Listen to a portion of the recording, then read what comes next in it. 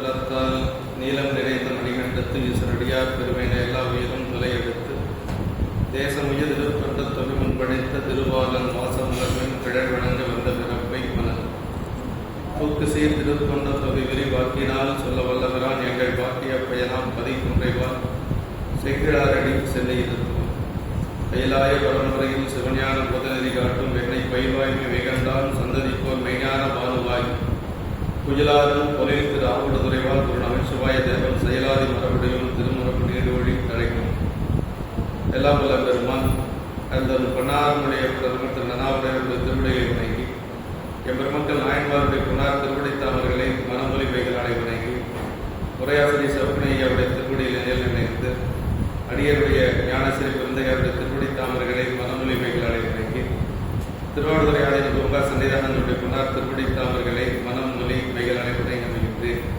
அன்பார்ந்த சிவனை செல்வர்களே, தொன்ற புராணத்தில் திருமலை சிறப்பு என்று சொல்லக்கூடிய திரு பகுதியில் 9 பாட்டு செல்போன் கூட அந்த சைன்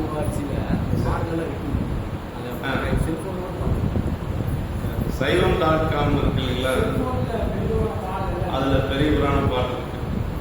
சைவம்.comல திருமலை சிறப்புன்னு இருக்கும். திருமலை சிறப்பு எடுத்துட்டிங்கன்னா அதை பாட்டு அப்படியே பார்த்துக்கலாம். 9வது பாட்டு பார்க்கணுமா? 9 தான்.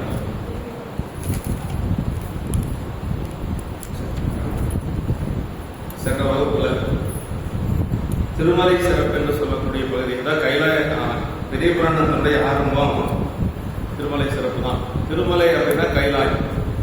கைலாய மலை எப்படி இருக்கிறது என்று சொல்லி சென்ற வகுப்புல பார்த்தோம். பொன்னின் பெண் திரு நீரு புனைந்தன பண்ணும் நீர்மணி மால்வரை போனது தன்னையாக்கும் அறிவறியால் என்றும் மன்னிவாழ் திரு கைலி மாமலை என்று சொல்லி கைலாய மலை எப்படி இருக்கு அப்படின்னா ஒரு பொன் குன்று, அதுல திருநீர் பூசப்பட்டா எப்படி இருக்கு அது மாதிரி இருக்கு என்று சொல்லி சென்ற வகுப்புல பார்த்தோம்.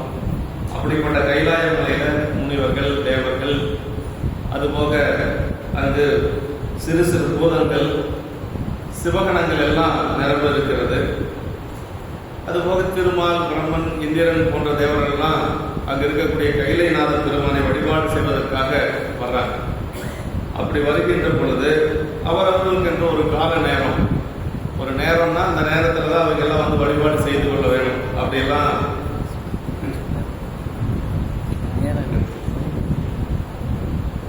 அந்த நேரங்கள்ல தான் வந்து வழிபாடு செய்து கொள்ள வேண்டும். அப்படியெல்லாம் ஒரு கட்டுப்பாடு. அதையெல்லாம் யாரு காவல் காக்கிறார்கள், அந்த பணியை செய்து கொண்டிருக்கிறார்கள் அப்படின்னா நந்திய பெருமான் தான். நந்திய பெருமான் அப்படின்னா அதாவது நம்பூர் மரபுக்கெல்லாம் முதற்குரு நாதனாகி என்று சொல்லி சொல்லுவாங்க. பெருமானிடத்துல நேரடியாக உபதேசம் பெற்றவர் நந்திய பெருமான். நந்திய பெருமானோடு நிறைய முனிவர்கள் உபதேசம் பெற்றார்கள். அது நந்தி அருள் பெற்ற நாதரை நாடினே என்று சொல்லி நந்தி சிவயோக மாமுனி, மன்னந்தொரு பதஞ்சலி, வியாக்கரபாதர், இப்படி சனத்குமார், சத்தியஞான தர்சினிகள், பரஞ்சோதியார், மெய்கண்ட தேவர் என்று சொல்லி இவங்கெல்லாம் கைலை மலையில பெருமானிடத்திலே உபதேசம் பெற்றவர்கள். நந்திய பெருமானிடத்தில் உபதேசம் பெற்றவர்கள். இறைவனிடத்தில் நேரடியாக உபதேசம் பெற்றவர் நந்திய பெருமான். இப்போ அப்படிப்பட்ட கைலாய மலையில நந்திய பெருமான் எல்லாம் பார்த்துட்டு இருக்கிறார். அதுபோக அங்க வந்து ஆடல் செய்யக்கூடிய அரம்பையர்கள் என்று சொல்லக்கூடிய பெண்களுடைய ஆடல்கள் நடந்து கொண்டிருக்கிறது என்று சொல்லி 9வது பாட்டில் சொல்றார். அரம்பையர் ஆடல் முளவுடன் மருங்கி அருவிகள் எதிரெதிர் முழங்க வரம்பது காதல் மனத்துடன் தெய்வம் மதுமலர் இருகையும் ஏந்தி நிரந்தரம் கிடைந்த விவாத சோவாத நீடுயர் வழியினால் ஏறி புறந்தரன் முதலாம் கடவுளர் போன்ற பொலிவத திருமலை புறம்பு என்று சொல்லி கைலாய மலையில அரம்பையர் முதலிய தெய்வ புறங்கள் எல்லாம் அங்கு முழக்கங்கள் கேட்க ஆடல் செய்கின்றார்கள் என்று சொல்லி, அப்படி அந்த மலை அருவிகள்லாம் அங்கு எதிரெதிராக இசைப்படம் போல இருந்தது என்று சொல்லி அப்படி இயற்கையோடு சொல்லுகிறார். இப்படி இறைவனிடத்தை தாங்கள் குறித்த வரங்களை பெற வேண்டும் என்ற ஒரு ஆசையோடு அங்கு புது மலர்களை எல்லாம் கையில ஏந்தி கொண்டு தேவர்களும் அங்கு வந்து நிரம்ப கைலாய மலையில குவிந்திருக்கிறார்கள் என்று சொல்லி இப்படி கைலாய மலையில் தேவர்களும் வந்து காத்திருக்கிறார்கள் என்று சொல்றார். அப்படின்லாம் இருக்கின்ற பொழுது இப்போ அந்த கைலாய மலையை முதல் கோபுரம் என்று சொல்லக்கூடிய அந்த இடத்துல கருப்பணை கோபுரத்துள்ளே போன உடனே யார் இருப்பாங்க? நந்திய பெருமான் தான் இருப்பார். நந்திய பெருமான் தான் நம்ம எப்படி நினைச்சுக்கிறோம்னா அந்த விடை வேறு நந்தி வேறு, அது ரொம்ப நம்ம தெளிவாக இருக்கணுங்க. நந்திய பெருமான் அப்படிங்கிறவருக்கு 2 கால் தான், 2 கால் 4 கரங்கள், கையில வந்து பிறந்தோ கத்திய வச்சிருப்பார். அவர் கைலாய மலையை காவல் காக்கக்கூடியவர். அவர் தான் வந்து நந்திய பெருமான். நம்ம நந்தின்னு சொல்லிட்டு இருக்கிறது என்னன்னா விடை, பெருமானை தாங்கக்கூடிய விடை, பெருமானை உமையமை தாங்கக்கூடிய விடை. நந்தி வேறு விடை வேறு. அந்த 2 கால்கள் 4 கரங்களோடு இருக்கக்கூடிய நந்திய பெருமான் தான் இறைவனிடத்தில் நேரடியாக உபதேசம் பெற்றவர் கைலாயத்தில். அந்த நந்திய பெருமான் தான் இதுல எல்லாம் நம்ம பேசக்கூடியது. அந்த நந்திய பெருமான் தான். அதான் 10வது பாட்டில் சொல்றார், வேத நான்முகன் புரந்தரன் முதலாம் விண்ணவர் எண்ணிலார் மற்றும் காதலால் விளைந்த முதற் பெருந்தடையான் கதிர்மணி கோபுரத்து உள்ளான் பூத வேதாளர் பெருங்கணநாதர் போற்றிட பொதுவில் நின்றாடும் நாதனார் ஆதி தேவனார் கோயில் நாயகன் நந்தியம் பெருமான். இந்த நந்தியம் பெருமான் தான் கைலாயத்தில் இருக்கக்கூடியவர். அதிகார நந்தின்னு ஒரு சில கோயில்கள் இருக்கும். ரொம்ப பழமையான கோயிலில் பார்த்தோம்னா முன்னாடி போகிற பொழுது அதிகார நந்தின்னு இருக்கும். அந்த அதிகார நந்திங்கிறது தான் கைலாயத்தில் இருக்கக்கூடியவர். நந்திய பெருமான்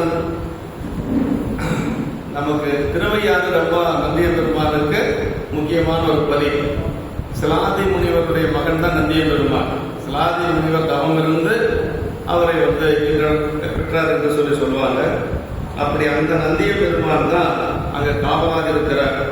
வேத நான்முகன் என்று சொல்லி பிரம்மன், விஷ்ணு, இந்திரன் முதலிய எல்லா தேவர்களும் எண்ணில்லாத முனிவர் முதலியவர்களும் வரம் பெறக்கூடிய ஆசையோடு அவரவர்களுக்கு ஒரு வரம் வேணும். இப்ப திருமாலுக்கு என்ன வரம் அப்படின்னா, இந்த உலகத்தை காக்கக்கூடிய பொறுப்பு எனக்கு தான் வேணும். காக்கும் கடவுள் திருமால் இல்லைங்களா? அப்ப பிரம்மனுக்கு என்ன கேட்பார்னா, படைத்தல் தொழில் பிரம்மனுக்கு தான். அப்புறம் அழித்தல் தொழில் ருத்ரன். அப்புறம் வந்து தேவர்களுக்கெல்லாம் தலைவனாக இருக்கக்கூடியது இந்திரனுடைய வேலை. இந்த பதவியெல்லாம் யார் கொடுக்க முடியும் அப்படின்னா சிவபெருமான் தான் கொடுப்பார். எல்லாத்துக்கும் கர்த்தாவாக இருக்கக்கூடியவர் சிவபெருமான். அவரவர்கள் அந்த பதவிகளை வேண்டுவதற்காக வாங்கிக் கொள்வதற்காக கைலாயத்தில் போய் எல்லாம் தவம் இருக்கிறாங்க. அந்த வகையில எல்லா தேவர்களும் அங்கு வந்து இருக்கிறாங்க. அந்த எல்லாரும் இருக்கக்கூடியது முதல் திருமாயில் கோபுரம் என்று சொல்லக்கூடிய அந்த கதிர்மணி கோபுரம் என்று சொல்லக்கூடிய அங்கதான் எல்லாரும் காத்துட்டு இருக்கிறாங்க. எல்லாத்தையும் வந்து ஒரே நேரத்தில் விட முடியாது. அதனால ஒவ்வொருவராக பெருமானை பார்த்து வணங்குவதற்கு அதெல்லாம் யார் செய்யறாங்கன்னா நந்திய பெருமான் தான் செய்யறார் என்று சொல்லி என் பெருமான் ஆதி தேவனார் கோயில் நாயகன் நந்திய பெருமான் என்று சொல்லி சொல்றாங்க. அதாவது கோபுரத்துக்கு வெளியில தான் எல்லாரும் நிக்கணும்.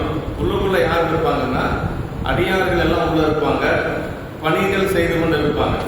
நந்திய பெருமான் உள்ள இருப்பார்.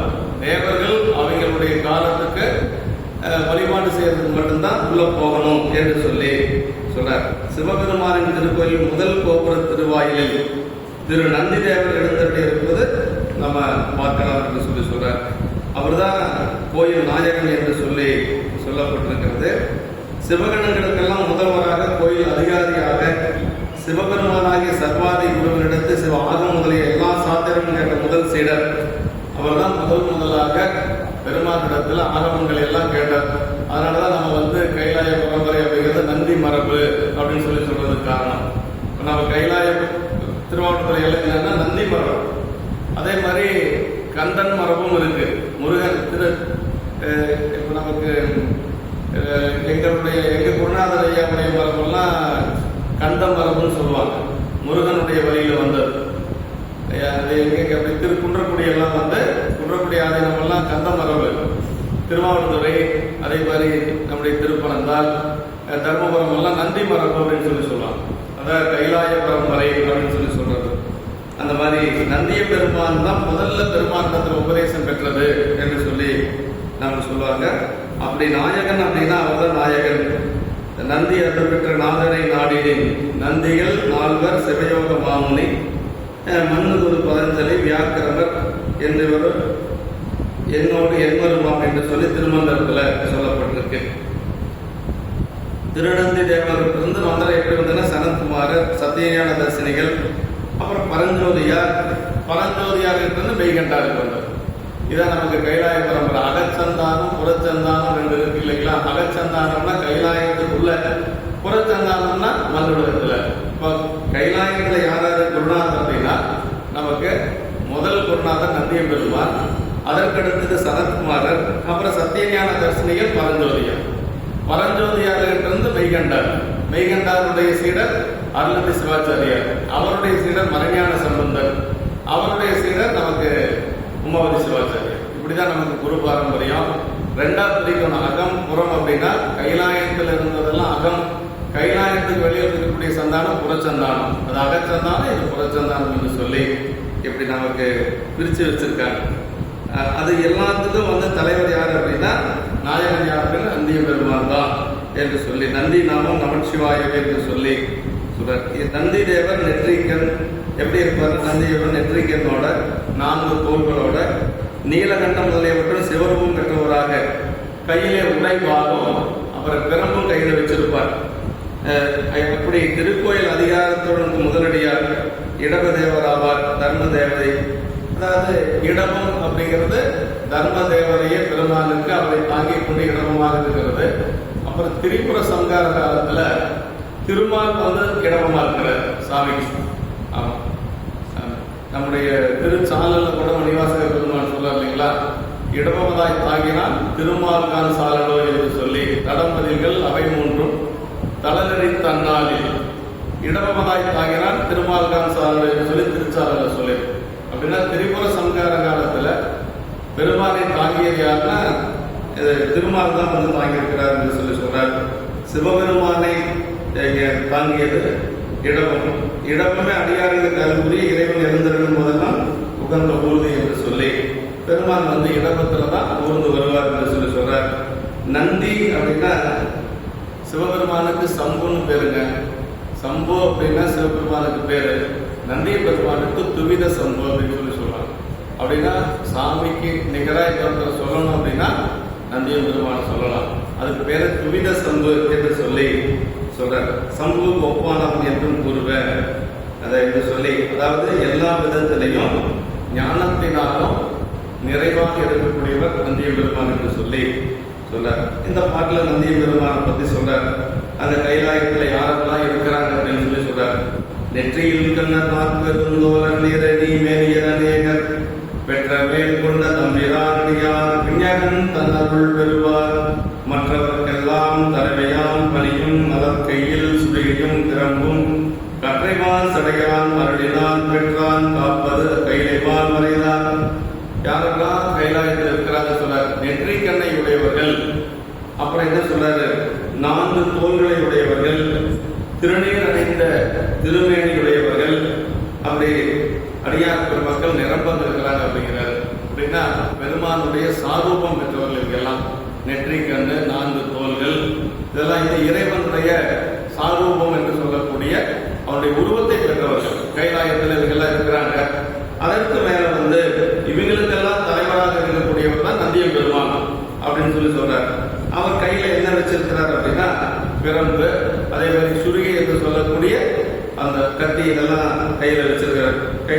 கையிலையை காப்பதற்காக வைத்திருக்கிறார் என்று சொல்லி சொல்றார். நெற்றியில் கண்ணர் 4 பெருந்தோழர் என்று சொல்லி சொல்றார். சரியை கிரி யோகம் என்னும் 3 பாதங்களுக்கு முறையே சாலோகம், சாமீபம், சாரூபம் என்று சொல்லக்கூடிய பதமுக்திகளை வகுத்து சைவ சாத்திரம் என்று சொல்லி சிவபெருமானது திருவுருவத்தை பெற்ற அடியார்கள். அது யோகத்தால் சாரூபம் பெற்றவர்கள் என்று சொல்லி சொல்வார். யோக நிலையில் இருக்கக்கூடியவர்களுக்கு இறைவனுடைய சாரூபம் கிடைக்கும். அவர்களும் மேல அங்கதான் இருப்பாங்க. அவங்க இருக்கக்கூடியது பதமுக்தி என்று சொல்லக்கூடியதுதான். பரமுக்தி என்று சொல்லுவது அந்த சிவ சாயுச்சியம் அப்படின்னு சொல்லி சொல்லக்கூடியது, அது ஞானத்தினாலே பெறக்கூடிய முக்தி என்று சொல்லி சொல்லுவாங்க. இப்ப எல்லாரும் இருக்கிறாங்க. அவங்களுக்கு எல்லாம் தலைவராக இருக்கக்கூடியவர் நம்முடைய நந்திய பெருமான் என்று சொல்லி சொல்றார். தலைமையாம் பணி என்று சொல்லி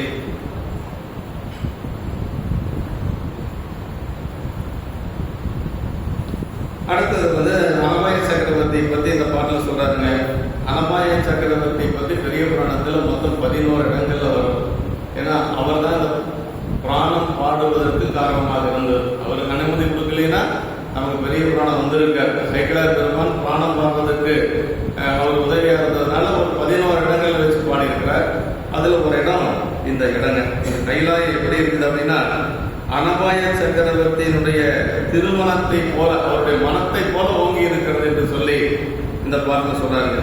கையில் மான்முழுவர் கங்கை சூழ் சடையில் கதிரிடம் திரைதரும் கண்ணி ஐயர் வீற்றிருக்கும் தன்மையினாலும் அகப்பரும் பெருமையினாலும் மெய்யொளி தரைக்கும் தூய்மையினாலும் வென்றி வெண்குடை அனபாயன் செய்ய போல் அவையன் திருமணத்து ஓங்கும்.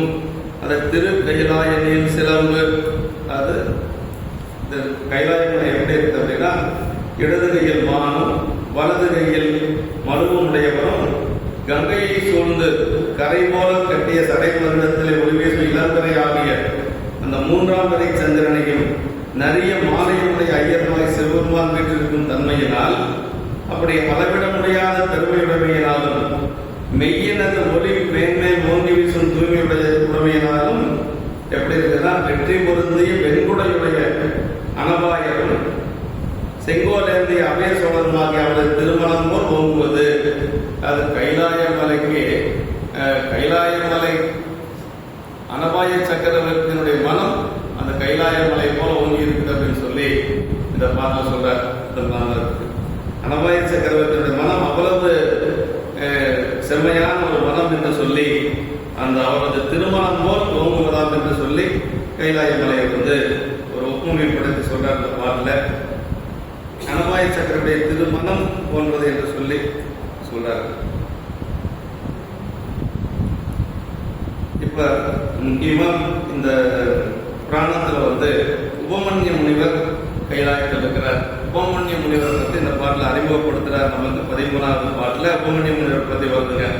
அப்படி இருக்கக்கூடிய அந்த கைலாய மலையில, அதாவது பெருமான் எப்படிப்பட்டவன் அப்படின்னா, இன்ன தன்மையன் என்று அறிய ஒன்னா எம்மான் அப்படிங்கிற இறைவன் அவனுடைய பெருமைகளை நாம் அறிய முடியாது. அதே மாதிரி இன்னொருத்தர் இருக்கிறார் அந்த கைலாய மலையில. யாருன்னா உபமன்ய முனிவர் என்று சொல்லி ஒருவர் இருக்கிறார். உபமன்ய முனிவர் யார் அப்படின்னா, நமக்கு சிதம்பரத்துல முதல்ல இந்த திருக்கோலம் இல்லை, ஆடல் காட்சி முதல்ல நமக்கு தெரியாது, இருந்தது தெரியாது. அது யாருக்கு சாமி முதல்ல காட்டினார் அப்படின்னா, 2 பெரியவங்களுக்கு காட்டினார். ஒருத்தர் வியாக்கரபாதர், இன்னொருத்தர் பதஞ்சலி முனிவர் என்று சொல்லி. அவங்க 2 பேருக்கு மனசுக்குள்ள மட்டும் அந்த காட்சி கிடைச்சிட்டு இருந்தது. அவங்க 2 பேரும் அந்த ஆடல் காட்சி, அந்த இன்பமான அந்த ஆனந்த காட்சி அவங்க 2 பேருக்கு மட்டும் கிடைச்சிட்டு இருந்தது. அவங்க என்ன செஞ்சாங்க அப்படின்னா, பெருமானிடத்துல விண்ணப்பம் செஞ்சாங்க, சாமி இது எல்லா ஆன்மாக்களுக்கும் கிடைக்கணும், அதான் அவன் பெற்ற இன்பம் பெருக வையகம் என்று சொல்லி திருமூலர் சொல்வது போல எல்லாருக்கும் கிடைக்கணும்னு சொல்லி சாமி கிட்ட தொடர்ந்து விண்ணப்பம் செஞ்சாங்க. அப்படி விண்ணப்பம் செய்கின்ற பொழுது பெருமான் என்ன செஞ்சார் அப்படின்னா, தை மாதம் பூச நட்சத்திரத்தன்று மன்றிலே நின்று நாம் ஆடுவோம், அந்த காட்சி எல்லாத்துக்கும் தெரியும் அப்படின்னு சொல்லி அவங்க 2 பேர்த்துக்கிட்ட சாமி சொன்னது. அதே மாதிரி இன்னைக்கு தை மாசம் அந்த பூச நட்சத்திரத்தப்ப பதஞ்சலி வியாக்கரபாதர் மகாமுனின்னு ஒருத்தருங்க, இவங்க 3 பேருக்கும் பெருமான் காட்சி கொடுக்குற அந்த நிகழ்ச்சி இன்னைக்கு நடக்குது. அன்னைக்கு தைப்பூசத்தப்ப மதிய வரைக்கும் கோயில் சாத்திடுவாங்க. மதியத்துக்கு பிறகு பதஞ்சலி வியாக்கரபாதர் சிவகங்கை தீர்த்தத்துல தீர்த்தவாரி முடிச்சுட்டு வந்ததுக்கு பிறகுதான் கோயில் திறப்பாங்க. கோயில் திறந்த உடனே முதல் காட்சி இப்பவும் பதஞ்சலி வியாக்கரபாதருக்கு கிடைச்சதுக்கு பிறகுதான் மற்றவங்க எல்லாரும் பார்க்க முடியும். அப்ப அவங்க 2 பேருக்காக கிடைச்சதுதான் அந்த ஆடல் காட்சி. அதுல வியாக்கரபாதருடைய மகன் தான் பதஞ்சலி, இந்த நம்முடைய உபமன்ய முனிவர். உபமன்ய முனிவருடைய சிறப்பு என்னன்னா, அவர் குழந்தையா இருக்கிற பொழுது பாலுக்கு அழுத பொழுது சிவபெருமான் பார்க்கடலையே கொடுத்தார். பல்லாண்டு வருது இல்லைங்களா, பாலுக்கு பாடகன் வேண்டிட அழுதிட பார்க்கடல் ஈந்தவரான் அப்படின்னு சொல்லி அந்த பார்க்கடல் கொடுத்தது யாருன்னா இவருக்கு தான், உபமன்ய முனிவருக்கு தான். அந்த உபமன்ய முனிவர் அந்த கைலாயத்தில் இருக்கிறார். அந்த கைலாயத்தில் உபமன்ய முனிவர் எப்படி இருக்கிறார் அப்படிங்கிறத சொல்றார். அங்க சீடர்களோடு அவர் இருக்கிறார். அந்த இடம் தான் இந்த 13வது பாட்டுங்க சொல்றார். அன்னதந்திருத்தாழ்வரையின் இடத்து இன்ன தன்மையின் என்றறியா சிவன் தன்னையே உணர்ந்து ஆர்வம் தலைக்கின்றான் உணரும் சீர் உபமன்ய முனி. முதல்ல இறைவனுடைய தன்மையை சொல்றார். இந்த பாட்டில் என்ன சொல்றாருன்னா, அன்னதந்திரு தாழ்வரையின் இடத்து, இப்படி எல்லாம் தன்மைகளை பொருந்திய அந்த கைலாய மலையில, அந்த மலை சாரலிலே பெருமான் இருக்கிறார். இப்படிப்பட்ட தன்மையுடையான் என்று யாவராலும் அறியப்படாதவரை சிவபெருமான் இருக்கிறார். பெருமான் என்ன சொல்ற, இன்ன தன்மையன் என்று அறியார் சிவன் அப்படின்னார். பெரிய புராணத்தில் வருது இல்லைங்களா, உலகெல்லாம் உணர்ந்து போதற்கு அறியவன் அப்படி, உணர்வதற்கு அறியவன் ஓதுவதற்கு அறியவன் அப்படின்னா வாக்கு மனத்தினாலே அறிய முடியாதவன் சிவபெருமான் அப்படி. அப்படி பெருமையுடைய சிவபெருமான் அப்படி அவரையே உணர்ந்து அந்த மகிழ்ச்சியில் ஒருத்தர் தெளிச்சிட்டு இருக்கிறார். அவர் யாருன்னா உபமன்ய முனிவர் அப்படிங்கிறார். என்ன தன்மை என்கின்ற அறிய முடியாத சிவபெருமான், அந்த சிவபெருமானையே மனசில் நினைத்து கொண்டு இருக்கக்கூடிய ஒருத்தர் தான் உபமன்ய முனிவர் என்று சொல்லி சொல்றார். தன்னையே உணர்ந்து ஆர்வம் தலைக்கின்றான் என்று சொல்லி சொல்றார். அப்படி அறியப்படாத சிவபெருமானையே உணர்ந்து கொண்டு ஆசை பிறகு அனுபவித்துக் கொண்டிருக்கிறான் நினைத்தற்கரிய சிறப்பினுடைய உபமன்ய முனிவர். எப்படி சிவபெருமான் நினைத்தற்கரிய பெருமையுடையவனோ அதே மாதிரி அவருடைய அடியாராகிய உபமன்ய முனிவரும் நினைத்தற்கரிய பெருமையுடையவர். அப்படின்னு உன்னரும் சீர் அப்படின்னா நினைத்தற்கரிய பெருமையுடைய உபமன்ய முனிவர் என்று சொல்லி சொல்றாருங்க. அதாவது உபமன்ய முனிவர் சிவன் தன்னையே உணர்ந்து ஆர்வம் தலைக்கின்றான் என்று சொல்லி சொல்றாங்க. எப்படி பெருமான் நினைத்தற்கரியவனோ அதே மாதிரி உபமன்ய முனிவரும் அவருக்கு பெருமையுடையவர் என்று சொல்லி சொல்றார். ஏன் இப்படி எல்லாம் சொல்லிட்டு வர்றாரு அப்படின்னா, அப்படிப்பட்ட உபமன்ய முனிவர் அடுத்து என்ன செய்ய போறாரு, சுந்தரருடைய திருவடியை வணங்க போறார். அப்ப அவர் எவ்வளவு பெரியவராக இருப்பார் பார்க்கணும். சிவபெருமானை தவிர யாரையும் வணங்காதவர் உபமன்ய முனிவர். சிவபெருமான் எப்படி இந்த தன்மை என்னது அறிய முடியாதவனோ அதே மாதிரி பெருமையுடையவர் உபமன்ய முனிவர். ஆனா அவரை என்ன செய்ய போறாரு, இப்போ சுந்தரரை வணங்க போறார். அதனாலதான் அவ்வளவு தூரம் சொல்லிட்டு வர்றாருங்க. அதாவது அவர் எப்படி அப்படின்னா, மற்றொரு தெய்வம் கனவிலும் நினையாது அப்படின்னு திருவாசகத்தில் சொல்ற மாதிரி சிவபெருமானை தவிர யாரையும் வணங்க மாட்டார். அப்பர் சாமியும் சொல்ற மாதிரி உன்னை அல்லாத ஒரு தெய்வம் உள்கே இதை சென்று நாம் சிறு தெய்வம் சேர்வோம் உள்ளோம் சிவபெருமான் திருவடியே சேர பெற்றோம் என்று சொல்லி இப்படி எல்லாம் நமக்கு திருமுறைகளில் சொல்லுவது போல அங்கு இருக்கக்கூடிய உபமன்ய முனிவர் அவ்வளவு பெருமையுடையவர் என்று சொல்லி இன்ன தன்மை என்று அறியார் சிவன் என்று சொல்லி சொல்றார். பெருமானா எப்படியோ அதே மாதிரி அவரும். அப்புறம் அவரை பத்தி மீண்டும் அடுத்த பாட்டில் சொல்றார். 14வது பாட்டில் அப்படிப்பட்ட உபமன்ய முனிவர் ஒரு முறை என்ன செஞ்சார் அப்படின்னா, எல்லாத்துக்கும் தேவர்களுக்கெல்லாம் தலைவராக இருக்கக்கூடியவர் திருமால் தான் இல்லைங்களா. கண்ணனுக்கே திருவடி தீட்டு செய்து வைத்தவர் உபமன்ய முனிவர் அப்படிங்கிறார். இது பெரிய புராணத்துல தான் இருக்கு, வேற எங்கேயும் இல்லைங்க. அது மகாபாரதத்துல ஒரு காண்டத்துல இது வருது. இந்த பாட்டு அருமையான பாட்டு. யாதவன் துவரிக்கு இதை ஆகிய மாதவன் முடிமேல் அடி வைத்தவன் பூதநாதன் ஒருவரும் தொண்டனுக்கு ஆதி எந்தம் இல்லாமை அடைந்தவன் அப்படின்னாரு. யாதவன்னா யாதவர் குலத்திலே தோன்றியவன் யார், கண்ணன். அப்புறம் என்ன சொல்றாரு அப்படின்னா, துவரைக்கு இதை ஆகிய மாதவன், துவாரகைக்கு இறைவனாக இருக்கக்கூடியவன் கண்ணன். அப்படிப்பட்ட கண்ணனுக்கு அவர் தலை மேல இவர் திருவடி எடுத்து வச்சார். யார், உபமன்ய முனிவர். எல்லா தேவர்களுக்கும் தலைவனாக இருக்கக்கூடிய கண்ண பரமாத்மாவுக்கு திருவடி தீட்சை செய்து வைத்தவர் அப்படின்னு சொல்லி சொல்றார். அப்படி பூதநாதன் ஒருவரும் தொண்டனுக்கு ஆதியந்தம் எல்லாமே அடைந்தவன் என்று சொல்லி முடிமேல் அடி வைத்தவன் அப்படின்னா திருவடி தீக்க கொடுத்திருக்கிறார். யாரு, கிருஷ்ண பரமாத்மாவுக்கு. அது ஒரு பெரிய ஒரு வரலாறு இருக்கு. என்னன்னா, மகாபாரதத்துல ஆனுசாசன பருவத்துல கிருஷ்ண பரமாத்மாவுக்கு சிவதீட்சை செய்து வைத்தார் என்று சொல்லி நமக்கு அந்த பகுதியில் சொல்லப்பட்டிருக்கு மகாபாரதத்துல. அது என்னன்னா, யமுனை கரையில சிவதீகை இல்லாத வைதீக முறைப்படி கண்ணன் பூசை செஞ்சுட்டு இருக்கிறார். அப்படி பூசை செய்து கொண்டு இருக்கிற பொழுது அவர் பூசித்த மலர்கள் அப்படி யமுனை ஆற்றங்கரையில் அவருடைய சீடர்கள் எல்லாம், இப்போ நாமெல்லாம் எப்படி வழிபாட்டு முடிஞ்சு அந்த மலர்கள் எடுத்து ஆற்றுலையோ அல்லது ஏதோ நீர்நிலைகளில் விடுவோம், அது மாதிரி அவங்க தான் அதை எடுத்து விடுறாங்க. அப்புறம் போய் பார்த்தா கண்ணனுடைய ஆட்கள் பூசை பண்றதுக்காக அவங்கெல்லாம் பறிச்சிடுறாங்க. இப்ப உபமன்ய முனிவருடைய சீடர்கள் பார்க்கிற பொழுது மலர் இல்லை. அந்த ஆற்றுல போட்ட மலர்களையே எடுத்துட்டு வர சொல்றாரு. அந்த மலரையே பூசை பண்றார். அப்படி பூசை பண்ற பொழுது எல்லாரும் கேட்கிறாங்க, அது நிர்மாலிய மலர் தானே அப்படின்னு. அவர் இல்லை அப்படிங்கிறாரு. கண்ணனுக்கு செய்தி போகுது, நீங்க பூசை பண்ண மலர் எடுத்து உபமன்ய முனிவர் பூஜை பண்ணார் அப்படின்னு சொல்லி சொல்ற பொழுது கண்ணன் நேரா உபமன்ய முனிவருடைய பர்ணசாலைக்கு போறார். அப்படி போய் உபமன்ய முனிவர்கிட்ட கேட்கிறார், நான் பூசை பண்ண மலர் நீங்க எப்படி எடுத்து பூஜை வந்து சிவதீக்கை வாங்கி முறையா பூஜை பண்ணல. இப்போ நீங்க சிவதீக்கை வாங்கி முறையா பூஜை பண்ணாதனால உங்களுடைய மலர்கள் பெருமான் திருவடிக்கு போகலை அப்படிங்கிற. எப்படி சொல்றீங்க அப்படிங்கிற பொழுது அவர் காட்டுறார். அவர் உபமன்ய முனிவர் கண்ணனை அழைச்சு காட்டுறார், அந்த மலர்கள் பெருமான் திருவடிக்கு போறது இல்லை. அதனால என்ன சொல்றாரு அப்படின்னா, நான் இவ்வளவு நாள் பூஜை செய்தது வீணாக போயிடுச்சுன்னு சொல்லி நீங்களே எனக்கு சிவதீக்கை பண்ணி கொடுங்க அப்படின்னு சொல்லுகின்ற பொழுது உபமன்ய முனிவர் கண்ண பரமாத்மாவுக்கு சிவ பூஜை பண்ணி திருவடி தீக்கையும் பண்ணி வைக்கிறார். இது வந்து நாம சொல்றது இல்லை, சேக்கிழார் பெருமானே சொல்லியிருக்கிறார். யாதவன் துவரிக்கு இதையாகிய மாதவன் முடிமேல் அடி வைத்தவன் அப்படின்னா கண்ண பரமாத்மாவுக்கு திருவடி தீக்கை பண்ணி வச்சது யார் அப்படின்னா உபமன்ய முனிவர் அப்படின்னு சொல்றார். இது மகாபாரதத்துல இருக்கு. தொண்டினுக்கு ஆதி எந்தம் இல்லாமை அடைந்தவர் என்று சொல்லி அவர் சிவபெருமானுக்கு செய்யக்கூடிய தொண்டுல வந்து எந்த ஒரு முடிவில்லாத ஒரு பெருமையுடையவர் என்று சொல்றார். இப்படி கண்ணன் உபமன்ய முனிவர் சிவதீக்கை பெற்று தன்னையும் தலைவனையும் உணர்ந்தோனாதல் சிவயோகம் பாவனை கைவந்தோனாதல் அருகே என்று சொல்லி சிவஞான முனிவர் சிவஞானம் போன்ற சிற்றூரையில வந்து சொல்லப்பட்டிருக்கு என்று சொல்லி நமக்கு குறிப்பு கொடுத்திருக்கிறாங்க. இப்ப அவர் வந்து அங்க பல யோகிகளோட அங்க இருக்கிறார். பெரிய பெரிய யோகிகள் எல்லாம் கூட இருக்கிறாங்க.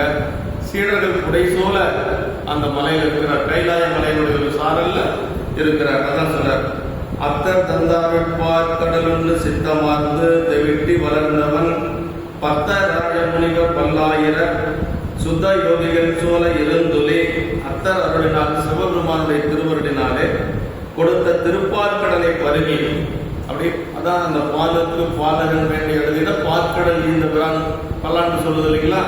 அப்ப அந்த குழந்தை அழுகிற பொழுது சிவபெருமான் என்ன செஞ்சாரா, பாற்கடலையே கொடுத்தார்.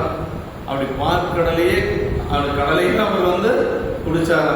இப்படி எல்லாம் அந்த பருகி மனம் நிறைவேற்று தேக்கி அகதே உருவமாய் வளர்ந்தவர் பத்தர்களாக உள்ள முனிவர்கள் பத்தராய முனிவர் பல்லாயிரம் சோழர்கள் ஆயிரக்கணக்கான முனிவர்கள் அவர்கிட்ட வந்து சீடர்களா இருக்கிறாங்க. எல்லாரும் அப்படி சூழ்ந்து கொண்டு இருக்கிறாங்க. சுத்த யோகிகள் அப்படி சூழ்ந்து அமர்ந்து இருக்கிறாங்க என்று சொல்றாங்க. முனிவர்னா மனன சீலர்னு பேரு. பத்தராய முனிவர்னா முனிவர்களாகிய அந்த தன்மையோடு இறைவனிடத்தை பதிந்த பக்தி வாய்ந்தவர்கள். முனிவர்களையும் பெருமானிடத்துல பக்தி இல்லாத முனிவர்களும் இருந்திருக்கிறாங்க. தாரகாவனத்து முனிவர்கள் அப்படின்னு சொல்றோம் இல்லைங்களா, அவங்க எல்லாம் இறைவனிடத்துல பக்தி கிடையாது. இறைவனுடைய யாகத்தை எல்லாம் பழித்து இழித்து பேசியவர்கள். அதனால அது வேற. ஆனா இறைவனிடத்தில் அன்பு கொண்ட பக்தர்கள் என்று சொல்லி பத்தராய முனிவர் அப்படி சுத்த யோகிகள் அப்படின்னு சொல்றாங்க. பல்லாயிரக்கணக்கானவர்கள் வந்து அப்படி இருக்கிறாங்க. அப்படி அதாவது எப்பொழுதும் வந்து சீவன் முக்தர்கள் அப்படின்னு சொல்றோம் இல்லைங்களா, அந்த பெரியவங்க முக்தி நிலையில் இருக்கக்கூடியவங்க எப்பொழுதும் எங்க இருப்பாங்க அப்படின்னா அடியார்கள் உடைய சொல்லதான் இருப்பாங்க, தனியா இருக்க மாட்டாங்க. நமக்கு 12ஆம் சூத்திரம் சொல்லுது இல்லைங்களா, செம்மலன் நோன்பால் சேரலொட்டா அம்மரன் கிளி அன்போடு மறி. அந்த அன்பர்களோட அவர் இருக்கிறாரு. பல்லாயிரக்கணக்கான முனிவர்களோட உபமன்ய முனிவர் இப்ப கூட அந்த கைலாய மலையில் இருக்கிறார். அப்படி இருக்கிற பொழுது எல்லாரும் அவர்கிட்ட பாடம் கேட்டுட்டு இருக்கிறாங்க. வானத்திலிருந்து ஒரு பெரிய ஒளி ஒன்று வருதுங்க. அந்த ஒளி அப்படின்னா நம்ம ஒரு சூரியனையே கண்ணால பார்க்க முடியாது. ஆனா 1000 சூரியன் சேர்ந்தார் போல ஒரு பெரிய ஒளி வருது. அப்படி பார்த்து எல்லாரும் அதிசயப்படுறாங்க. இதுவரைக்கும் இந்த மாதிரி ஒரு ஒளி நம்ம பார்த்ததே இல்லையே அப்படின்னு சொல்லி எல்லாரும் ஆச்சரியமா கேட்கிறாங்க. அது என்ன ஒளி அப்படின்னு கேட்டோம்னா, அதுதான் சுந்தரமூர்த்தி சாமிகள் இந்த மண்ணுலகத்தில் வந்து பிறந்து, இதுதான் பெரிய புராணத்தினுடைய ஆரம்பமும் கடைசியும். இது தெரிஞ்சாதான் பெரிய புராணம் எப்படி வந்ததுங்கிறது நமக்கு தெரியும். பெரிய புராணத்தினுடைய ஆரம்பமும் ஒண்ணுதான், கடைசியும் அதே தான். எப்படி இப்ப திருவஞ்சை களத்துல சுந்தரமூர்த்தி சாமிகள் இந்த வெள்ளை யானை மேல போனார் பார்த்தீங்களா, அவரு சேரமான் பெருமான் நாயனார் வெள்ளை குதிரையில போனார். அந்த வெள்ளை யானையில போன காட்சி எப்படி தெரியுது அப்படின்னா, அப்படியே ஒளி பிழம்பா தெரியுது. அந்த ஒளி தான் இப்ப இவங்க பார்க்கக்கூடிய ஒளி.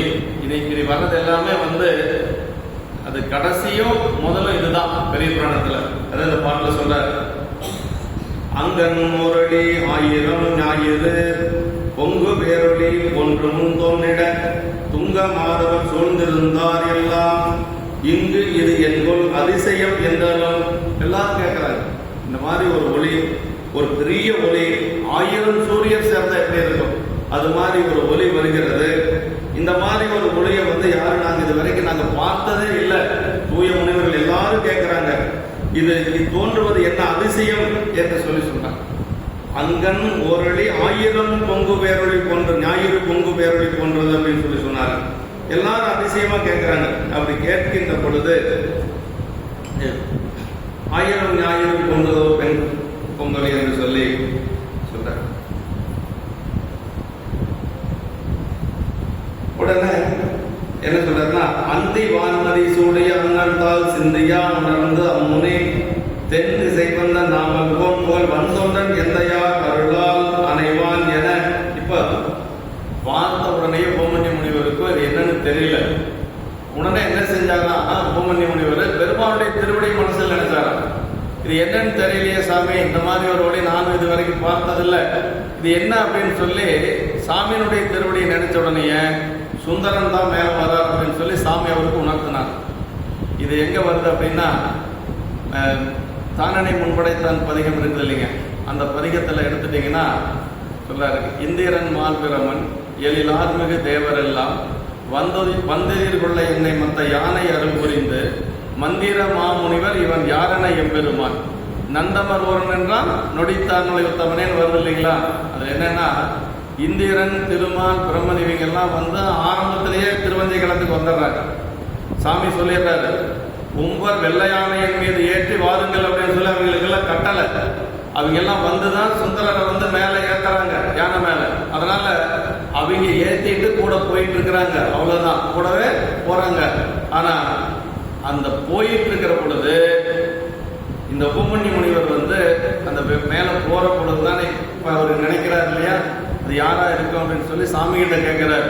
சாமி சுந்தரன் சொல்றாரு. இந்த இடத்த தான் சுந்தரர் என்ன பாடுறாரு அப்படின்னா, மந்திர மாமுனிவர் இவன் யாரென எம்பெருமான் வருது இல்லைங்களா. அந்த மந்திர மாமுனிவர் யார் அப்படின்னா உபமன்ய முனிவர் தான். மந்திர மாமுனிவர் யாரென எம்பெருமான் நந்தமர்கோடன் என்றால் நொடித்தானுடைய உத்தமனே அப்படிங்கிற இடம் இதுதான். இப்போ சுந்தரமூர்த்தி சாமிகள் பாடிட்டு அவர் பாட்டுக்கு மேல போயிட்டு இருக்கிறாரு. அவருக்கு எப்படி தெரிஞ்சது அப்படின்னா, அவர் யோக நிலையில நின்றவர், அவருக்கு என்ன நடக்கும் அப்படிங்கிறதெல்லாம் தெரியும். இப்போ அவர் மேல போயிட்டு இருக்கிறது. அதே மாதிரி முனிவர்கள், உபமன்ய முனிவர் சாமி கிட்ட கேட்டது, சாமி உபமன்ய முனிவருக்கு உணர்த்தியது, இது எல்லாமே அவருக்கு தெரியும். யாருக்கு? சுந்தரருக்கு தெரியும். அதுதான் அந்த பதிகத்தில் வரக்கூடிய மந்திர மாமுனிவர் இவன் யாரென எம்பெருமான் நந்தமர் ஒருவன் என்றால் அது என்ன சொல்றாரா, நம்ம சுந்தரன் வரான் அப்படின்னு சொல்லியிருக்கு. நந்தமர் அப்படின்னா நம்ம சுந்தரன் வந்து கொண்டிருக்கிறார் என்று சொல்லி இறைவன் உணர்த்தியதாக நமக்கு இந்த இடத்துல வருதுங்க. அதாவது சிந்தியா உணர்ந்து அம்முனை தென்திசை வந்த நாவலர் புகழ் வன் தொண்டன் எந்தையார் அருளால் அனைவான் என அப்படி கேட்டுட்டு சாமி உணர்த்தின பிறகு சீடர்கள்ட்ட சொல்றார், சுந்தரன் பெருமானுடைய திருவருள் ஆணையின் மூலமாக இங்க வந்து கொண்டிருக்கிறான் அப்படின்னு சொல்லி சீடர்கள்ட்ட சொல்றார்.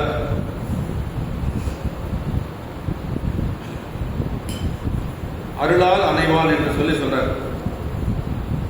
தென்திசையில் நம்பிகள் திருவருள் ஆணை வழியை இப்போது வெள்ளை யானையின் மீது மீண்டும் கைதிக்கு எழுந்தருடுவதும் அவரது ஆணை வழியை என்று சொல்லி இதுல தானே முன்படைத்தான் பதிகத்துல இது இருக்கு. தான் சிந்தியா உணர்ந்து பெருமானுடைய திருவடிகளை சிந்தித்து அந்த சிந்தனையின் துணையாக சொல்றாரு. மந்திர மாமுனிவர் இவன் யாரென எம்பெருமான் நந்தவர் பூரன் என்றால் நொடித்தார்களை உத்தவனே. இதெல்லாம் அகச்சான்றுகள், இந்த பதிகத்தில் இருக்கக்கூடிய இந்த வரலாற்றுடைய அகச்சான்றுகள் என்று சொல்லி சொல்றாரு. சிந்தியா உணர்ந்தனா சிவபெருமானையே உணர்ந்து அவர் முனிவர் கேட்கிறார் என்று சொல்லி சொல்றார். வன்தொண்டர் நம்பிகளது பெயர் பலவற்றில் பெயர் மிக சிறந்தது என்று சொல்லி சொல்றார். நம்பிகளுடைய பெயர் வன்தொண்டன் அப்படிங்கிறது. அதாவது கைலாயத்துல நம்பிகளுடைய பெயர் ஆராட சுந்தரன். மண்ணுலகத்தில் பிறக்கின்ற பொழுது அவருடைய திருப்பெயர் அப்பா அம்மா வச்சது நம்பி ஆரூரர். அப்புறம் சிவபெருமானை வச்சது வன்தொண்டர். மற்றெண்ணி வன்மை பேசிட வன்தொண்டன் என்னும் நாமம் பெற்றனே. சிவபெருமான் அவருக்கு வச்ச பேர் வன்தொண்டன். ஆனால் வன்தொண்டன் அப்படிங்கிற பெயர்லயே சொல்றாரு, வன்தொண்டர் அப்படின்னு சொல்லி சொல்றாரு. அப்படியே சாமி அவருக்கு உணர்த்துறாரு. சாமி உணர்த்தின உடனே முனிவர் என்ன பண்றாரு அப்படின்னா, மறுபடியும் சீடர்கிட்ட சொல்லிட்டார், இந்த மாதிரி சுந்தரர் வரார் அப்படின்னு சொல்லிட்டு இவர் மாட்டுக்கு கையை வணங்கிட்டு மேல 2 கையை மேல தூக்கி அந்த ஒலியை பார்த்து வணங்கி கொண்டே போறாரு. அந்த ஒலியை பார்த்து சுந்தரத்துடைய திருவடியை வணங்கி கொண்டே போறாரு உபமன்ய முனிவருங்க. அதாவது பெரிய புராணத்தில் ஒரு பெரிய ஒரு புரட்சி என்னன்னு கேட்டா, சேக்கிழ பெருமாள் ஆரம்பத்திலேயே ஒரு பெரிய முனிவர், உபமன்ய முனிவர், திருமணமே கிடையாது. அவர் இறைவனுடைய திருவடியை சிந்தித்துக் கொண்டிருக்கக்கூடியவர். அதான் எப்பொழுதும் பெருமானுடைய திருவடி தான். அப்படிப்பட்ட முனிவர் 2 திருமணம் செஞ்சு, பறவை நாச்சியார் சங்கடி நாச்சியாரை 2 பேரும் திருமணம் செய்து கொண்டு மண்ணுலகத்தில் வாழ்ந்து இறைவனுடைய திருவடியை வணங்கி இப்ப 2 பேரத்தை விட்டுட்டு அவர் கைலாயம் போறார். அப்படி 2 திருமணம் செய்து மண்ணுலகத்தில் வாழ்ந்த ஒருவரை திருமணமே செய்யாத துறவிகள் வணங்குறது அப்படிங்கிறது தான் பெரிய புராணத்துல. அப்படின்னா இதுல என்ன நம்ம தெரிஞ்சுக்கலாம்னா, பெருமானுடைய திருவடி வணங்குவதற்கு துறவா இல்லறமா அப்படிங்கிறதெல்லாம் கணக்கு கிடையாது. எந்த அளவுக்கு பெருமான் திருவடியை மனசுல வச்சிருக்கிறோமோ அந்த அளவுக்கு தான். இது யாரு வேணாலும் இறைவனுடைய திருவடி எப்படி வேணாலும் வணங்கலாம். உண்மையான அன்பு எங்க இருக்குதோ அவங்களுக்கு தான் பெருமான் திருவருள். முனிவர்கள் அப்படிங்கிறதெல்லாம் கிடையாது. அதே மாதிரி இல்லறத்தான் அப்படிங்கிறதுக்காக குறைச்சு மதிப்பிட முடியாது. 2 திருமணம் செஞ்ச சுந்தரமூர்த்தி சாமிகளை இப்ப யாரு வணங்குறாங்க? திருமணமே செய்யாத உபமன்ய முனிவர் வணங்குறாங்க. இதைத்தான் சிவபிரகாஷ் சாமிகள் பாடுறாருங்க. துறந்த முனிவர்களும் பறவை துணைவா நினை தோழமை கொண்டான் அப்படின்னு சொல்றாரு. சிவபிரகாஷ் சாமிகள் 4 மாலையில சொல்றாரு. 4 மாலையில அறிந்து செல்வமுடையான மலகை பதியை தோழமை கொண்டு உறந்த கல்வியுடையான் ஒருவன் வேண்டுமென இருந்து துறந்த முனிவர்களும் பறவை துணைவான் என்னை தோழமை கொண்டான் சிறந்த அறிவு வடிவாய்த்தகள் முதல்கண் பெருமானே என்று சொல்லி அங்க சொல்றார். இப்போ முனிவர்கள் எல்லாம் சொல்லக்கூடிய அளவுக்கு பெருமையுடையவர் யார் அப்படின்னா சுந்தரமூர்த்தி சாமிகள் தான். அதனால அப்படியே வணங்கி கொண்டே போறார்.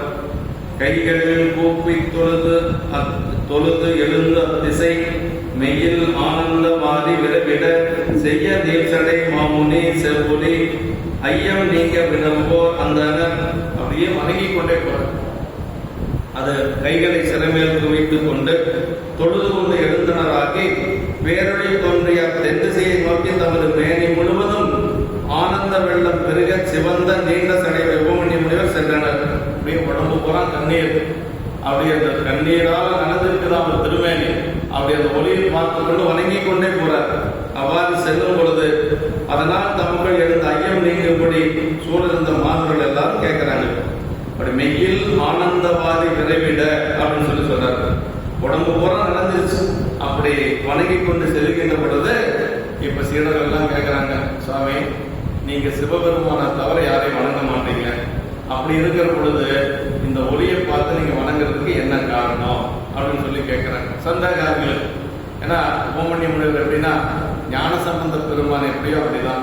ஞானசம்பந்த பெருமான் எப்படி ஒம்பரா வரிவண்டு மனம்நார மலரும் மதுமலர் கொன்றையார் அடியெல்லாம் பேணா எவ்விராம் சம்பந்தன் அடியாருக்கு மணியன். சிவபெருமானை தவிர யாரையும் வணங்க மாட்டார். ஆனா கண்ணப்ப நாயனார் விழுந்து வணங்கினார். கண்ணப்ப நாயனார் ஏன் வணங்கினார்னா கண்ணப்ப நாயனாருக்குள்ள காலத்தினால தெரிந்தார், அதனால வணங்கினார். இங்க அதேதான். இங்க உபமன்ய முனிவர் யாரையுமே வணங்க மாட்டார். அதாவது சம்பூர்ண சிவபெருமான் சம்புவின் அடித்தாமரை போதலால் எவ்விராம் இறைந்தாயர். சிவபெருமானை தவிர யாரையும் வணங்க மாட்டீங்களே, இப்ப ஏன் வணங்குனீங்க அப்படின்னு சொல்லி கேட்கிறார். சம்புவின் அடித்தாமரை போதலால் எவ்விரான் இறைந்தாய் இது ஏற்று அப்படின்னு சொல்லி அவர் கேட்டாங்க. அதுக்கு அவர் சொன்ன விடை என்னன்னா தம்பிரானை தன் உள்ளம் தலியவன் அப்படின்னா. அதுதான் காரணம். சிவபெருமானை எப்படி வச்சிருக்கிறார் சுந்தரர் தன்னுடைய உள்ளத்துல வச்சு வருடிட்டு இருக்கிறார். சிவபெருமான இப்ப நாமெல்லாம் பார்த்து சாமி கும்பிடுவோம், சாமி அவ்வளவுதான், அதோட வந்துடுவோம். ஆனா சுந்தரர் எப்படின்னா உள்ள வச்சு வருடிட்டு இருக்கிறார்.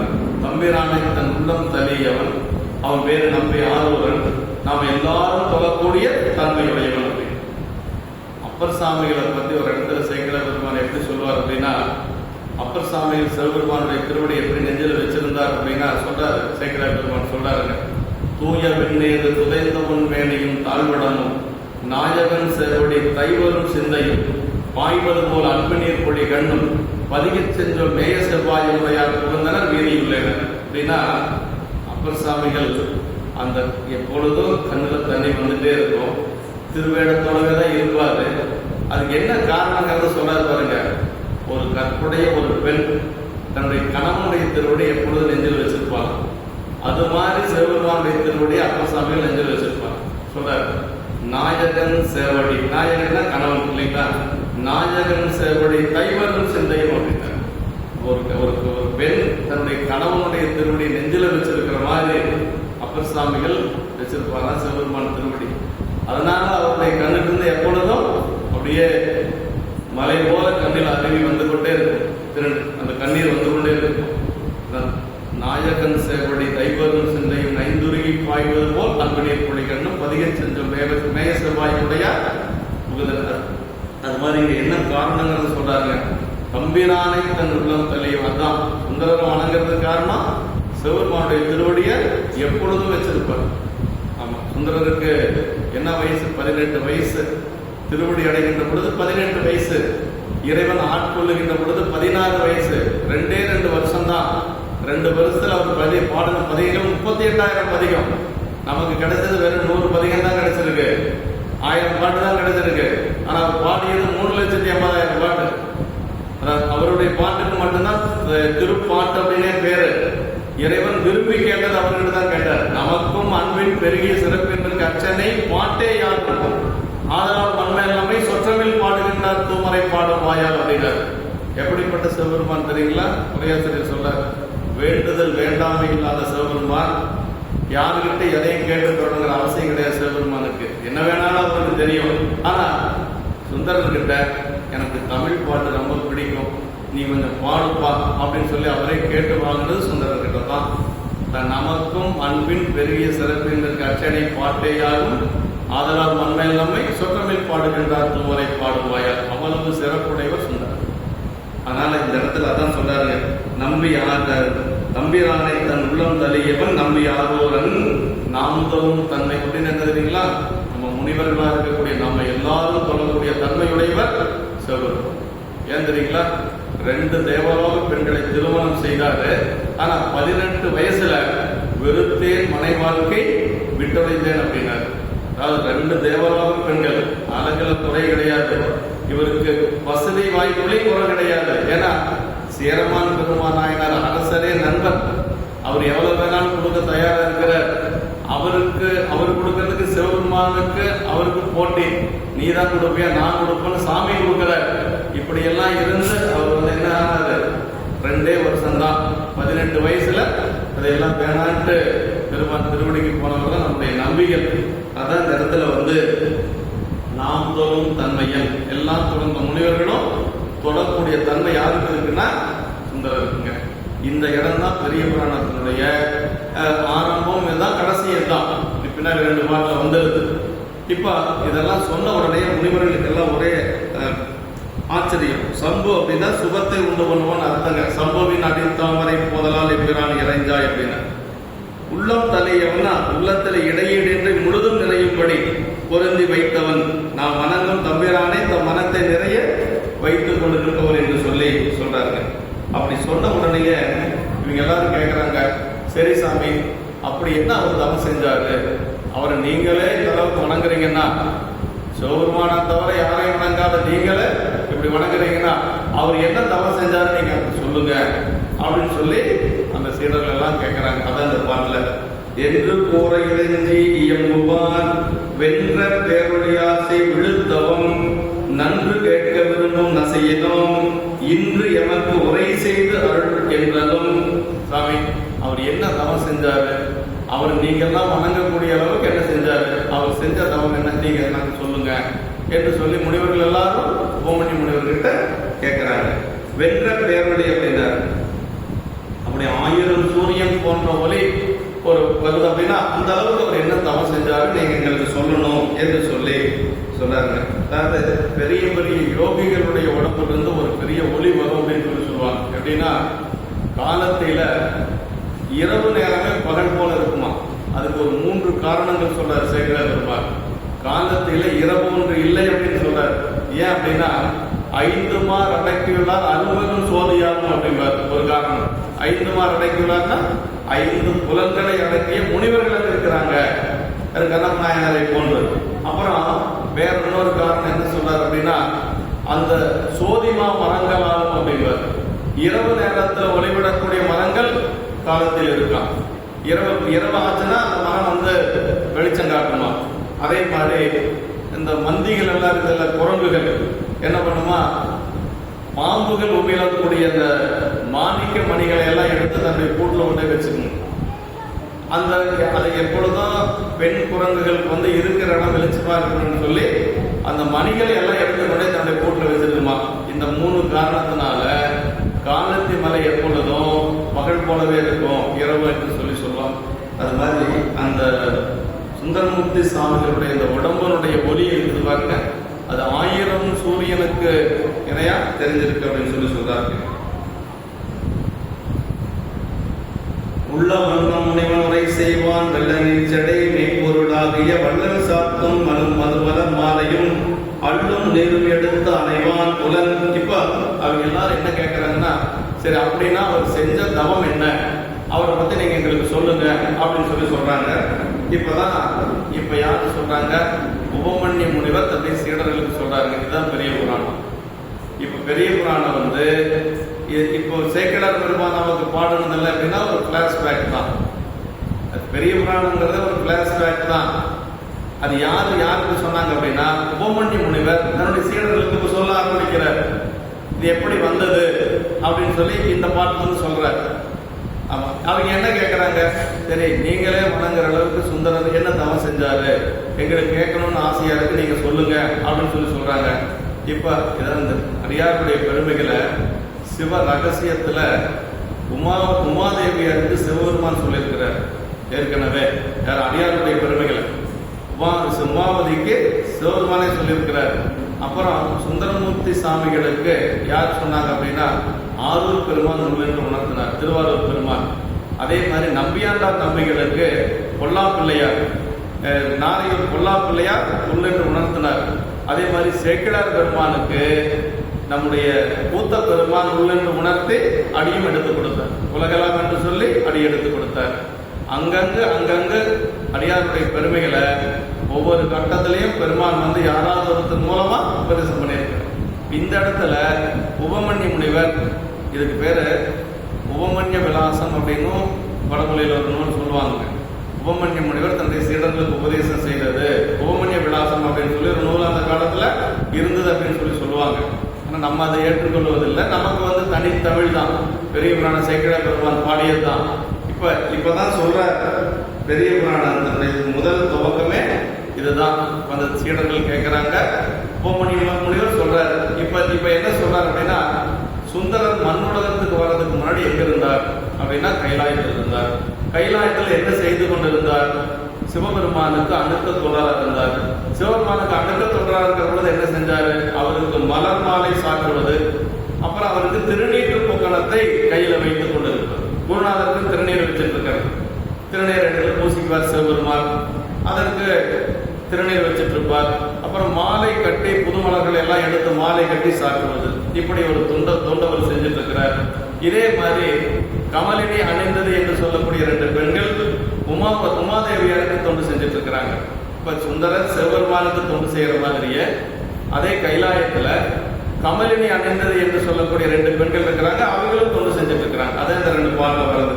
உள்ள வண்ணம் முனிவன் உரை செய்வான் வெள்ள நீர் சடை மெய்ப்பொருளாகிய வள்ளல் சாத்து மதுமலர் மாலையும் அள்ளும் நெய்யும் எடுத்து அணைவான் புலன்.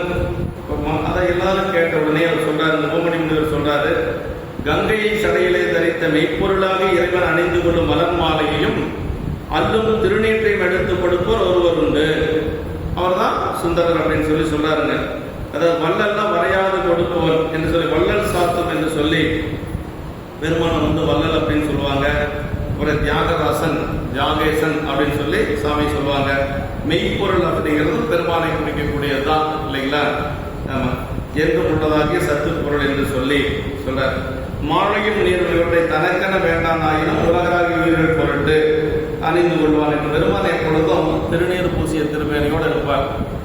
திருவாசத்தில் கூட வந்து இல்லைங்களா, பூசுவது வெந்நீர் பூண்பதும் பொங்கரமும் பேசுவதும் திருவாயால் மறைபோலும் காணேடி என்று சொல்லி திருவாசகத்தில் இருக்கு.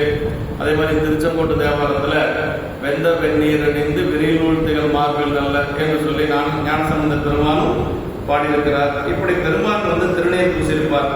அள்ளும் நீரும் அப்படின்னா மனங்கவரும் ஆணுடைய திருநீர் என்று சொல்லி சொல்றாரு. உயிர் எதற்காக சாமி பூசிருக்கிறார்னா உயிர்களுடைய வினைகளை போக்குவதற்காக என்று சொல்லி சொல்றாரு. அப்படி மன்னவன் பெயர் ஆளாத சுந்தரன் முன்னம் ஆங்கொரு முதல் வந்தனக்கு இன்ன வாமன நான் மலர் கொய்திட துண்ணினான் நந்தனமான சூழலில் அவருடைய பெயர் ஆகால சுந்தரன். மேல கைலாயத்தில் இருக்கிற பொழுது ஆகால சுந்தரன். ஏன் ஆகால சுந்தரன் பெயர் வந்தது அப்படின்னா பார்க்கடலை தேவர்கள் கடைஞ்சாங்க இல்லைங்களா. அதாவது மேருமலை மத்தாகவும் வாசுகி என்று சொல்லக்கூடிய பாம்பை கயிறாகவும் கொண்டு தேவர்கள் அமிர்தம் வேண்டுவதற்காக பார்க்கடலை கடைஞ்சாங்க. அப்படி பார்க்கடலை கடைந்த பொழுது முதல்ல நஞ்சு வந்தது. அந்த நஞ்சு எப்படிப்பட்ட நஞ்சு அப்படின்னா அழகான விஷம். அந்த விஷம் உலகத்தையே அழிக்கக்கூடிய அளவுக்கு இருந்தது. தேவர்கள் எல்லாம் பயந்து ஓடுனாங்க. அப்படி தேவர்கள் எல்லாம் பயந்து ஓடுகின்ற பொழுது சாமி என்ன செஞ்சார் அப்படின்னா தன்னிடத்துல இருக்கக்கூடிய சுந்தரரை அனுப்பி அந்த ஆலகால ரசத்தை நீ கையில திரட்டி கொண்டு வா அப்படின்னு சொல்லி சொன்னார். அப்படி இந்த ஆலகால ரசத்தை சுந்தரர் கையில திரட்டி ஒரு நெல்லிக்கனி அளவு அதை சிறுசா செய்து எடுத்துட்டு போனார். சாமிகிட்ட கொண்டு போனார். சாமி என்ன செஞ்சார், அதை அப்படியே உண்டார். உண்ட நஞ்சு எங்க நின்றுதுன்னா கண்டத்துல நின்னுது. கண்டத்துல நின்னதுனால பெருமானுடைய கண்டம் கருத்து போச்சு. எதிரில் வந்த காளி கருத்து போயிட்டாலாம். பொன்னிறமான காளி அந்த விஷம் பட்டு கருப்பாயிட்டான். காளியினுடைய நிறம் பொன்னிறம், அந்த விஷம் பட்டு கருத்து போச்சு. சுந்தரருக்கு மட்டும் ஒன்னாக கையில் எடுத்துட்டு வந்த சுந்தரருக்கு மட்டும் ஒன்னாக. அதனால அவருக்கு பேர் என்னன்னா ஆலால சுந்தரர் அப்படின்னு சொல்லி பேரு. ஆலால விஷத்தை சாமிக்கு எடுத்துட்டு போய் கொடுத்ததுனால ஆலால சுந்தரர் பேர். அதான் இந்த இடத்துல சொல்றார் ஆலால சுந்தரர் அப்படின்னு சொல்லி சொல்றாருங்க. அப்படி முன்னம் ஒரு நாள் முதல்வன் தனக்கு ஒரு நாள் நந்தவனத்துல சாமிக்கு மலர் பறிச்சிட்டு இருக்கிறார். அப்படி மலர் பறித்து கொண்டிருக்கிற பொழுது இந்த நந்தவன சூழல் அவர் இருக்கிறார். அங்க அவருக்கு முன்னாடியே 2 பெண்கள் போய் மலர் பறிச்சிட்டு இருக்கிறாங்க. அவங்க யாருக்கு மலர் பறிக்கிறாங்க அப்படின்னா உமையம்மைக்கு மலர் பறிக்கிறாங்க. அவங்க பேர் என்ன அப்படின்னா ஒருத்தர் பேர் கமலினி, இன்னொருத்தர் பேரு அனிந்ததை அப்படின்னு சொல்லி சொல்றார். அங்கம் முன்னரே ஆளுடை நாயகி பொங்கு சேர்குடல் காமலர் கோயிலிட திங்கள் வான்முக செடியர் தேடினார் பொங்குகின்ற கவினுடை பூவைமார். ரொம்ப அழகான 2 பெண். கவின்னா அழகுன்னு அர்த்தங்க. கவின்னு பேர் வச்சிருக்கோம் இல்லைங்களா. கவின்னா நல்லா அழகுனா கவினை தருவது நீர், காண இணையது நீர், கவினை தருவது நீர். திருநீர் பூசினா அழகு இல்லைங்களா. அதான் கவின் அப்படின்னா அழகு.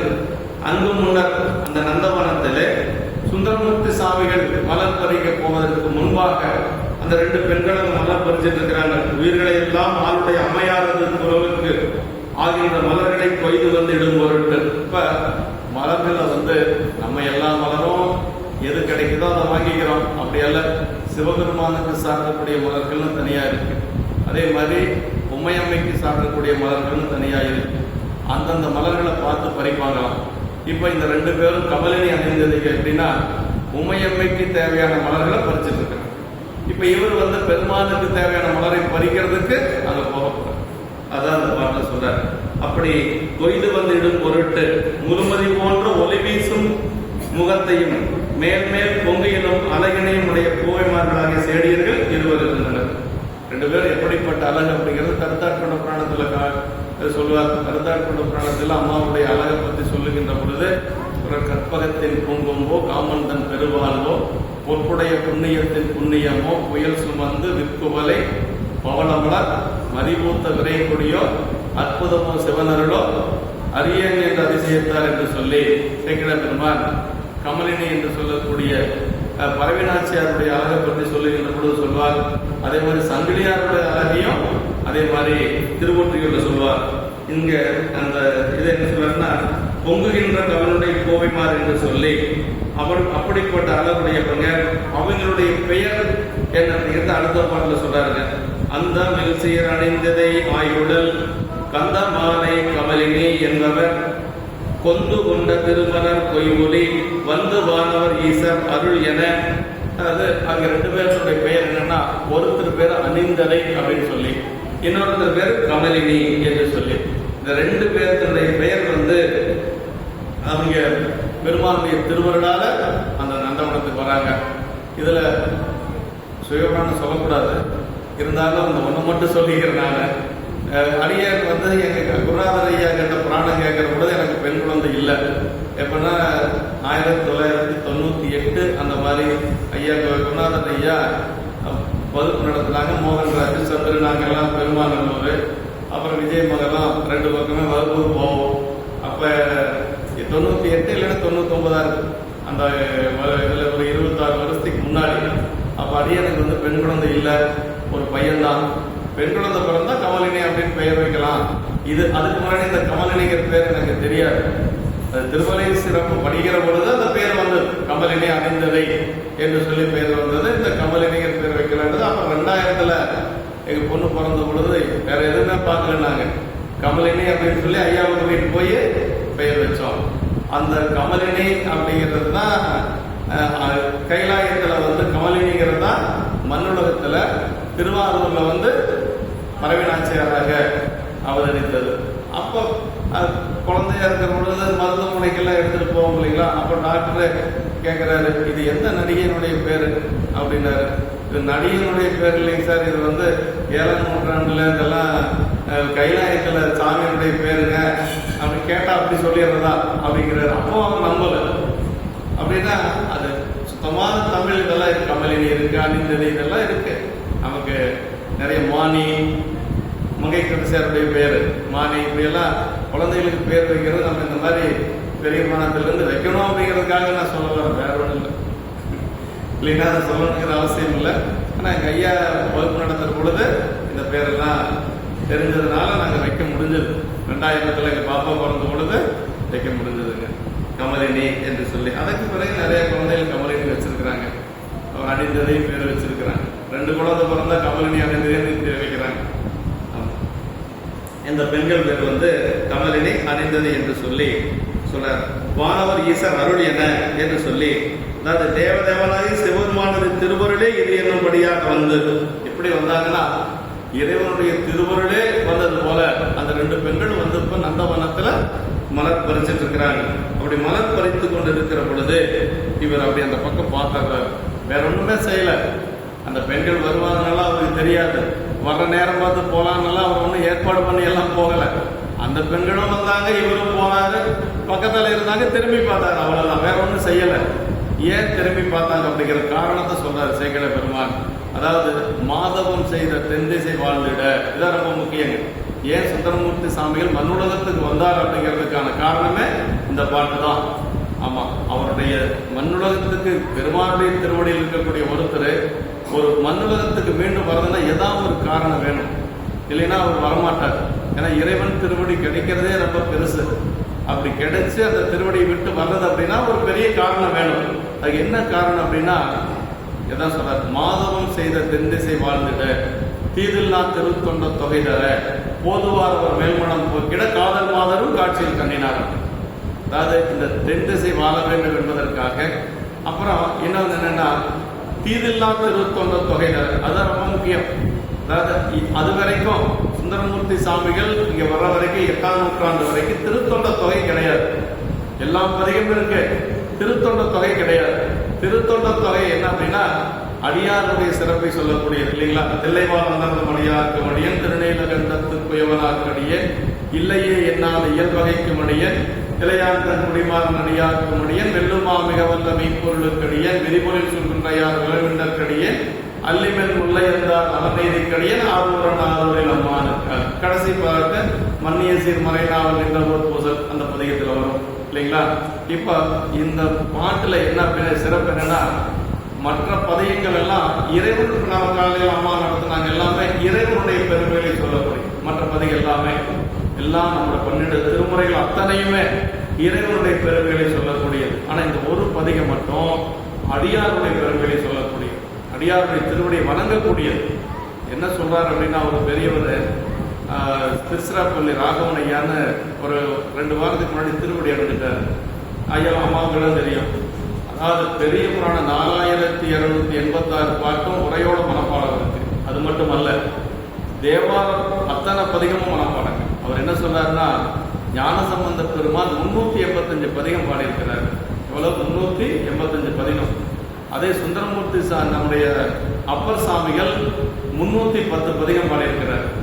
310 பதிகம். அவர் வந்து 315 அவர் வந்து 310 பதிகம், அவர் 385 பதிகம், சுந்தரமூர்த்தி சாமிகள் 100 பதிகம், மொத்தம் 796 பதிகம் இருக்குது. நமக்கு தேவார பதிகங்கள் 7 திருமுறை சேர்ந்து 796 பதிகம் இருக்கு. இப்போ 796 பதிகத்தையும் நம்ம தினசரி படிக்க முடியாது இல்லைங்களா? சரி, 796 பதிகத்தையும் படித்த ஒரு பலன் வேணும்னா திருத்தொண்ட தொகை ஒரு பதிகம் படித்தா போதுங்கிறார் ராகவனையா சொல்றார். ஏன் அப்படின்னா அதுல இறைவனுடைய பெருமை இருக்கு, அடியாருடைய பெருமை இருக்கு. அடியாருக்கும் அடியேன் அடியாருக்கும் அடியேன் சொல்லி வந்தவர் கடைசி என்ன சொல்றாருன்னா ஆரூரில் அம்மானுக்கால அப்படின்னாரு. நல்ல இல்லைவாள் அந்தரம் அடியாருக்கும் அடியேன் ஆரம்பிச்சவர் என்ன சொல்றாங்க? ஆரூர், என்னுடைய பெயர் ஆரூரன், திருவாரூர் பெருமானுக்கு நான் ஆள் அப்படின்னு சொல்லி சொல்றாரு, அடியேன் அப்படின்னு சொல்லி சொல்றாரு. அப்புறம் ஒவ்வொரு அடியாருக்கும் அடியேன்னு சொல்றாரு.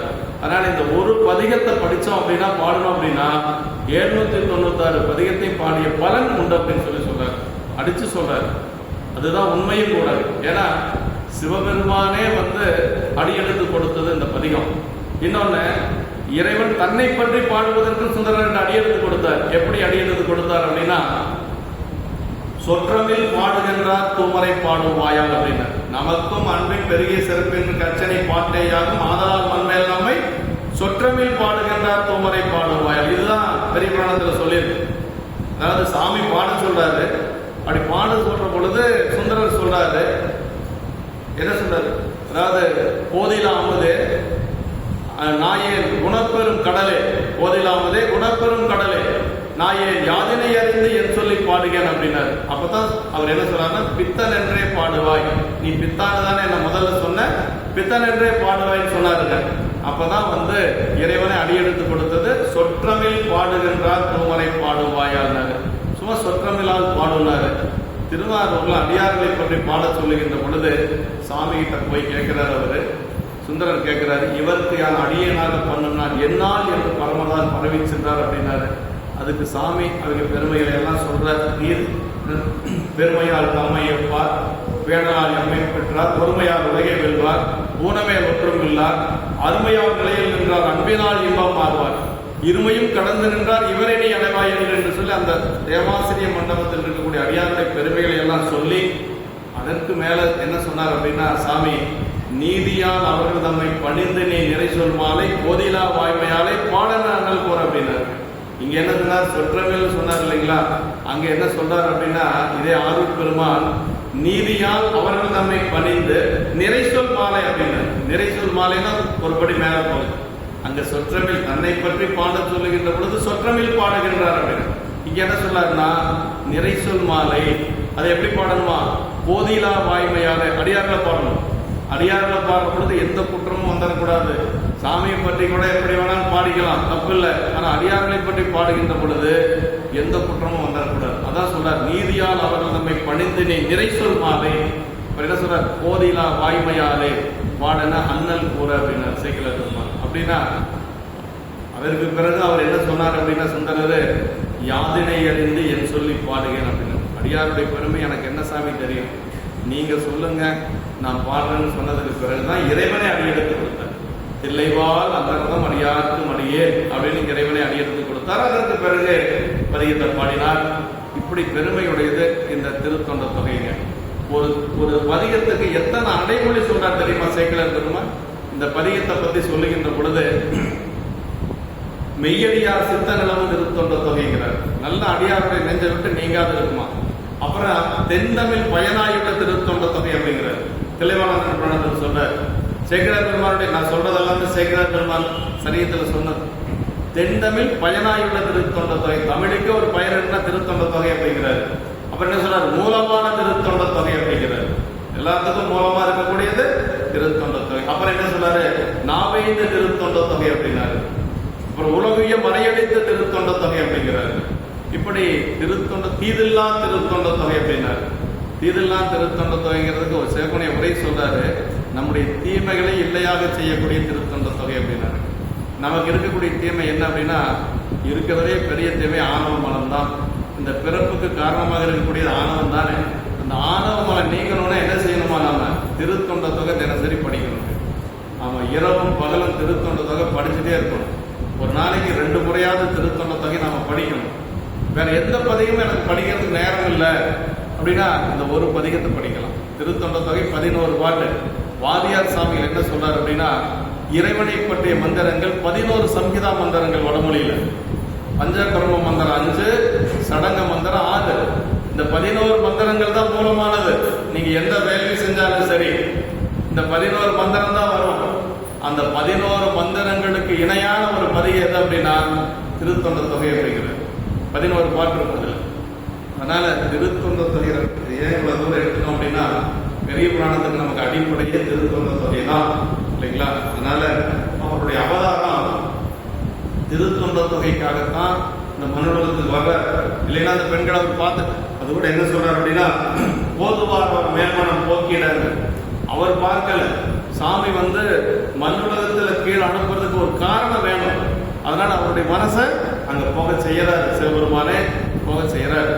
அதான் இந்த பாட்டு, அருமையான பாட்டுங்க. தீதில்லா திருத்தொண்ட தொகையினர், தீமைகளை இல்லாம செய்யக்கூடிய திருத்தொண்ட தொகையினர். இந்த உலகத்துல அடியார் வழிபாடு நிலைத்து நிற்கணும் அப்படிங்கிறதுக்காக பெருமான் சுந்தரமூர்த்தி சாமியில தன்னிடத்தில் இருக்கக்கூடிய ஒருத்தரை இந்த மண்ணுலகத்துல நமக்காக சுந்தரர் 18 ஆண்டுகள் சாமியை பிரிஞ்சிருந்தார். எவ்வளவு பெரிய வேலை! சுந்தரமூர்த்தி சாமிகள் மாதிரி யாராவது தியாகம் பண்ண இந்த உலகத்தில் இருக்க முடியுமானா இல்லை. நமக்கு திருத்தொண்ட தொகை கொடுக்கணுங்கிறதுக்காக சாமிகிட்ட இருந்து 18 வருஷம் இந்த மண்ணுலக வாழ்க்கையில நம்மள மாதிரி கஷ்டப்பட்டு, மண்ணுலக வாழ்க்கை எவ்வளவு பெரிய கஷ்டம் இல்லைங்களா, அப்படியெல்லாம் அனுபவித்துக் கொண்டு மீண்டும் பெருமான் திருவடிக்கு போனார். அதனால சுந்தரர் தான் நமக்கு இந்த பெரிய புராணம் வருவதற்கு மூலமுலாகிய திருத்தொண்ட தொகை கொடுக்கக்கூடிய கொடுப்பதற்காகவே அவதரித்தவர் சுந்தரர். அந்த பெண்களை பார்த்தாரு, அதனால சாமி கீழே அனுப்பிட்டாருலாம் சொல்லக்கூடாது. அதெல்லாம் சும்மா அடிப்படையா இருக்கக்கூடியவங்க சொல்றது. நம்ம அப்படியெல்லாம் சொல்லக்கூடாது. சுந்தரர் எதுக்கப்பா கீழே வந்தார்னா திருத்தொண்ட தொகை கொடுக்கறதுக்காக கீழே வந்தார். ஏன் அந்த பெண்களை பார்த்தாருன்னா அவரு பார்க்கல, சாமி பார்க்க வச்சாரு அப்படிங்கிறது தான் உண்மைங்க. அதான் இந்த பாட்டு, அருமையான பாட்டு. அப்படி போவாராகி ஆளாள சுந்தர அடிச்சேடியர்கள் மேல் மனத்தை செலுத்த அவ்வாறு காதல் பெற்ற அவரு பெண்களும் காட்சி துறையில் ஈடுபட்டனர். சும்மா 2 பேரும் அப்படி பார்க்கிறார், அவ்வளவுதான். மாதவன் செய்த தென்திசை வாழ்ந்திட அப்படின்னு சொல்ற எல்லா புண்ணியங்களுக்கும் மேம்பட்ட சிவபுணி ஏதுவாய் மாதவம் அப்படின்னு சொல்ற. இருக்கிறதுலே பெரிய புண்ணியம் என்னன்னா சிவபுண்ணியம் தாங்க. அந்த நம்முடைய தென்திசை அது ரொம்ப புண்ணியம் செய்திருக்குது அப்படின்னு சொல்றாரு. ஆமா, அந்த தென்திசை வாழ வேண்டும் என்பதற்காக என்று சொல்லி சொல்றாரு. புண்ணியங்களுக்கு ஏற்ப இன்ப அனுபவத்திற்கே உரியது, கீழோட எப்பவுமே இன்ப அனுபவத்திற்குரியது என்று சொல்றார். புண்ணிய லோகம் என்று சொல்லி அதை இங்கதான் சிவபூசை எல்லாம் பண்ண முடியுங்க. இப்ப மேல சிவபூசை பண்றதுக்கெல்லாம் அவ்வளவு வாய்ப்பு இல்லை. நம்ம இந்த மண்ணுலகம் தான் பூ கிடைக்குது, நீர் கிடைக்குது, எல்லா பொருளும் கிடைக்குது. பெருமாள் மனம் போல பூஜை பண்ணலாம் இல்லைங்களா? இந்த பூமியில் போய் பிறவாமையால் நாம் போக்குகின்றோம், அவமே இந்த பூமி சிவனைய கொள்கின்றவார் என்று நோக்கி திருப்பள்ளி எழுச்சியில முனிவாச பெருமான் பாடுறார். தேவர்கள் எல்லாம் மேல பேசிக்கிறாங்க, கைலாயத்துல தேவர்கள் எல்லாம் பேசிட்டு இருக்கிறாங்க. பூமியில போய் பிறக்காம நம்ம இப்படி நாளை கழிச்சுட்டுமே, பூமியில போய் பிறந்திருந்தா பெருமான வழிபாடு செஞ்சிருக்கலாம், பூசை பண்ணிருக்கலாம், இப்படி எல்லாம் இல்லாம இங்க நாளை கழிச்சுட்டு இருக்கிறவன் எல்லாம் பேசிட்டு இருக்கிறாங்க. நம்முடைய பாதமுரடிகள் சொல்றார். அப்படி எல்லாம் இந்த பாட்டத்துல இந்த பரதகண்டத்திலேயும் வடக்கு பிரதேசத்திலே புண்ணிய நதிகள் இருந்தாலும் எல்லா தேவர் இருடிகள் முனிவர் முதல்வர்கள் பூசித்து பேர் பெற்றது தென் திசையே என்று சொல்லி சொல்றார்கள். அதான் மாதவம் செய்த தென் திசை என்று சொல்லி முன்னரே தவம் செய்து சிறந்துள்ள தென் திசையும் ஆதார சுந்தரர் திரு அவதாரத்தால் வாழ்வடைந்தது என்பார். மாதவம் செய்த தென் திசை என்று சொல்லி ஏற்கனவே இந்த தென் திசையை புண்ணியம் செஞ்சிருந்தாலும் சுந்தரமூர்த்தி சாமிகள் அவதாரம் செஞ்சதுனால மேலும் புண்ணியம் அடைந்தது என்று சொல்லி சொல்றார். தீதில்லா திருத்தொண்ட தொகை என்று சொல்லி உயிர்களுக்குள்ள ஆணவமாதி தீமைகளை எல்லாம் இல்லையாக செய்யும் திருத்தொண்ட தொகை என்னும் திருப்பதிகம். இத்திருப்பதிகம் ஒன்றே தன்னை பயில்வார்க்கு எல்லா தீமையும் போக்கி எல்லா நன்மையும் அருள உள்ளது என்றவாறு இதன் உண்மையை சிவஞான 12ஆம் சூத்திரத்துல காண்க. தீதில்லா அப்படின்னா தீமையை இல்லையாக செய்யும் என்று பொருள் உரைக்கு பெற்றது. அதாவது தீதில்லா திருத்தொண்ட தொகைனா திருத்தொண்ட தொகையில எந்த தீர்வு கிடையாது. நமக்கு இருக்கக்கூடிய தீமைகளை இல்லையாக செய்யக்கூடிய திருத்தொண்ட தொகை. அது காலத்தி 2 பேர் போயிட்டு இருப்பாங்க. நானனும் அதே மாதிரி தினனாரும் போயிட்டு இருப்பாங்க. கண்ணப்ப நாயனாரும் நானும் போயிட்டு இருக்கிற பொழுது அவன் என்ன சொல்லுவான் அப்படின்னா, அந்த மலைக்கு அப்பால போனா போனவில் குடுமிதேவர் இருப்பர் கும்பிடலாம் அப்படின்னா. போனவில் குடுமிதேவர் நேரடியா பொருள் இருக்கக்கூடாது. போனவில் குடுமிதேவர் குற்றமில்லாத குடுமிதேவர்னு அர்த்தம் கிடையாது. நம்முடைய குற்றத்தை இல்லையாக செய்யக்கூடிய குடுமிதேவர். அவருக்கு என்ன குற்றம் இருக்கு? அவருக்கு ஒண்ணும் கிடையாது. போனவில் குடுமிதேவர்னா நம்முடைய குற்றமாகிய ஆணவ மலத்தை நீக்கக்கூடிய குடுமிதேவர் அங்க இருப்பார், கும்பிடலாம் அப்படின்னு சொல்லுவோம். அது மாதிரி இங்க தீதில்லாம் திருத்தொண்ட தொகை அப்படின்னா, திருத்தொண்ட தொகையில் எந்த தீது கிடையாது. நம்முடைய தீமைகளை இல்லையாக செய்யக்கூடிய திருத்தொண்ட தொகை. அப்ப ஒரு பதிகத்துக்கு அவ்வளவு சிறப்புண்டு என்று சொல்லி எல்லா காலத்தும் எவ்விடத்தும் உள்ள எல்லா தொண்டர்களையும் தொகுத்து கூறுவது பிறிதொன்றினின்றும் எடுத்து தொகுத்தது என்று சொல்லுகிறார். போதுவாக தென்திசையில அவதரிக்க போதுவாராக ஆகாத சுந்தரர் என்று சொல்லி மனம் போக்குதல் அப்படின்னா, அதாவது மனம் கலந்த காட்சி ஈசர் அருகன வந்து அவர் மேல்மனம் போக்கிட என்று சொல்லி பெருமானுடைய திருவருளால் தான் இது நிகழ்ந்தது என்று சொல்லி இங்கெல்லாம் ஆராடர் மனம் போக்கி கண்ட காட்சியை விளைவாகி தொடர்ச்சி காணப்பட்டது. இருவரும் கமலினியார் தென் திசையில வந்து திருவாரூர் அவதரிக்க போறாங்க. அதே மாதிரி அணிந்தது என்று சொல்லக்கூடியவர் திரு ஒற்றியூர்ல வந்து ஒரு வேளாளர் குலத்துல நாயருக்கிறார் என்பவருக்கு மகனாக அவதரிக்க போறாங்க. அவங்களுக்கு அப்பா அம்மா உண்டு. அதுக்கு அணிந்ததிக்கு அப்பா அம்மா உண்டு. அவங்க வந்து சங்கிலியாராக இருக்கிறாங்க. கமலினியாருக்கு வந்து அப்பா அம்மா கிடையாதுங்க. அது எப்படி அப்படிங்கிறது அங்க ஆரூர் பெருமானே தான் அம்மாவும் வந்து அப்பா அம்மா எல்லாமே ஆரூர் பெருமான் தான். ஆமா, ஆரூர் பெருமான் தான் முன்னின்று அந்த திருமணத்தை செஞ்சு வைக்கிறார். அடியார்கிட்ட எல்லாம் சொல்லி திருமணத்தை செஞ்சு வைக்கிறார். அண்டன்பிரான் திருவருளால் அயலறியா மனம் விரும்ப பண்டை விதி கடைகூட்ட பறவையாரும் கண்டார் மரசேகர பெருமாள். தத்தர் புராணத்தில் வருது. அண்டன்பிரான் திருவருளால் அயலறியா மனம் விரும்பல, வேற ஒன்றும் தெரியாது. பரவினாச்சியாருக்கு தெரிஞ்சதெல்லாம் ஆரூர் பெருமான் மட்டும்தான். அப்படி இருக்கிற பரவினாச்சியாரே வந்து சுந்தரரை பார்த்தாங்கன்னா, ஏன் பார்த்தாங்கன்னா அதுதான் பண்டை விதி அப்படின்னு சொல்லி சொல்றேன். இந்த விதியில இப்படி ஆயிரம் விதிப்படி எப்படி ஆயிரம் சொல்லணும் இல்லையா? காரணம் பண்டை விதி அப்படின்னு சொல்லி சொல்றாங்க. இதுதான் காட்சி என்று சொல்லி வேற ஒன்றும் நடக்கல, ஒரு காட்சி மட்டும்தான் நடந்திருக்குது அப்படின்னு சொல்லி சொல்றாங்க. வேற எதுவும் ஒருவர் சேர்ந்து பேசல. அதற்கு பிறகு இவரும் அதை பத்தி நினைக்கல. சுந்தரர் மறுபடியும் நினைக்கல. சும்மா திரும்பினாரு, 2 பெண்கள் இருந்தாங்க, அவ்வளவுதான். மற்றபடி எல்லாம் எதுவுமே கிடையாது. ஆனா சாமிக்கு வந்து எல்லாம் தெரிஞ்சிடும் இல்லைங்களா? அவர் எங்க இருந்தாலும் என்ன நடக்குது அப்படிங்கிறது சாமிக்கு தெரிஞ்சிடும். இப்ப இந்த நிகழ்ச்சி தான் நடக்குது. அவங்க இப்ப அந்த 2 பெண்களும் உமையம்மை கிட்ட போய் தொண்டு செய்ய போயிட்டாங்க. சுந்தரர் சாமி கிட்ட தொண்டு செய்ய வர்றார். அதை பாருங்க. முன்னம் மாங்கவன் மைமுறை நான்மலர் என்னை ஆட்கொண்ட ஈசனுக்கு இறைவன பன்மலர் கொய்து செல்ல பனிமலர் அன்னம் அன்னவரும் கொண்டு அகன்றவின். அவங்க பாட்டுக்கு ஆளாட சுந்தரம் வண்டுகள் வைக்கும் தருணத்திலே புதுமலர்கள் என்னை ஆளுடைய இறைவனுக்கு விதிக்கப்பட்ட பலவற்றை கொய்து கொண்டு செல்லுதலும். அதே மாதிரி அந்த பெண்களும் மலர்களை பறித்துக் கொண்டு அவங்க வந்து உமையம்மைகிட்ட போயிட்டாங்க.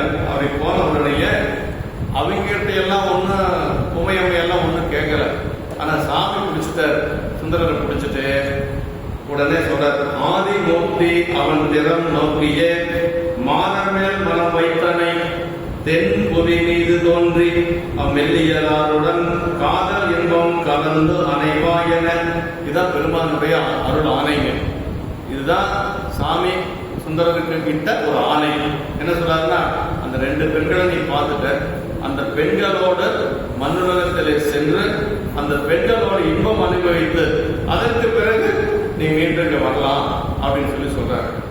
எப்படி, அதாவது அவருக்கு ஒரு சாக்கடிச்ச மாதிரி இருக்கு. இந்த திருவடி கிடைக்கிறதே பெருசு, இப்படி கிடைச்ச திருவடி விட்டுட்டு போறமே அப்படின்னு கொஞ்சம் வருந்துற அந்த பாட்டுல சொல்றாங்க. மாதம் மேல் மனம் வைத்தான தென்புவி மீது தோன்றி மெல்லியலாருடன் காதல் இன்பம் கலந்து அணைவாய் என்று சொல்லி சொல்றாங்க. அப்படி இன்பம் வந்து பிளர்ந்து வந்து அணைவாய் என்று சொல்லி அவன் திறம் நோக்கி அப்படின்னாருங்க. அதாவது பெருமான் எப்படின்னா, நம்ம எல்லாரும் என்னென்ன நிலையில இருக்கிறோம் அப்படிங்கிறது சாமிக்கு தெரியும் இல்லைங்களா? நம்மளுடைய நிலை என்ன அப்படிங்கறத எழுதும் கீழ்கணக்கு இன்னம் பரிசனேன்னு நமக்கு இன்னமும் தேவாரத்தில் சொல்ற இல்லைங்களா?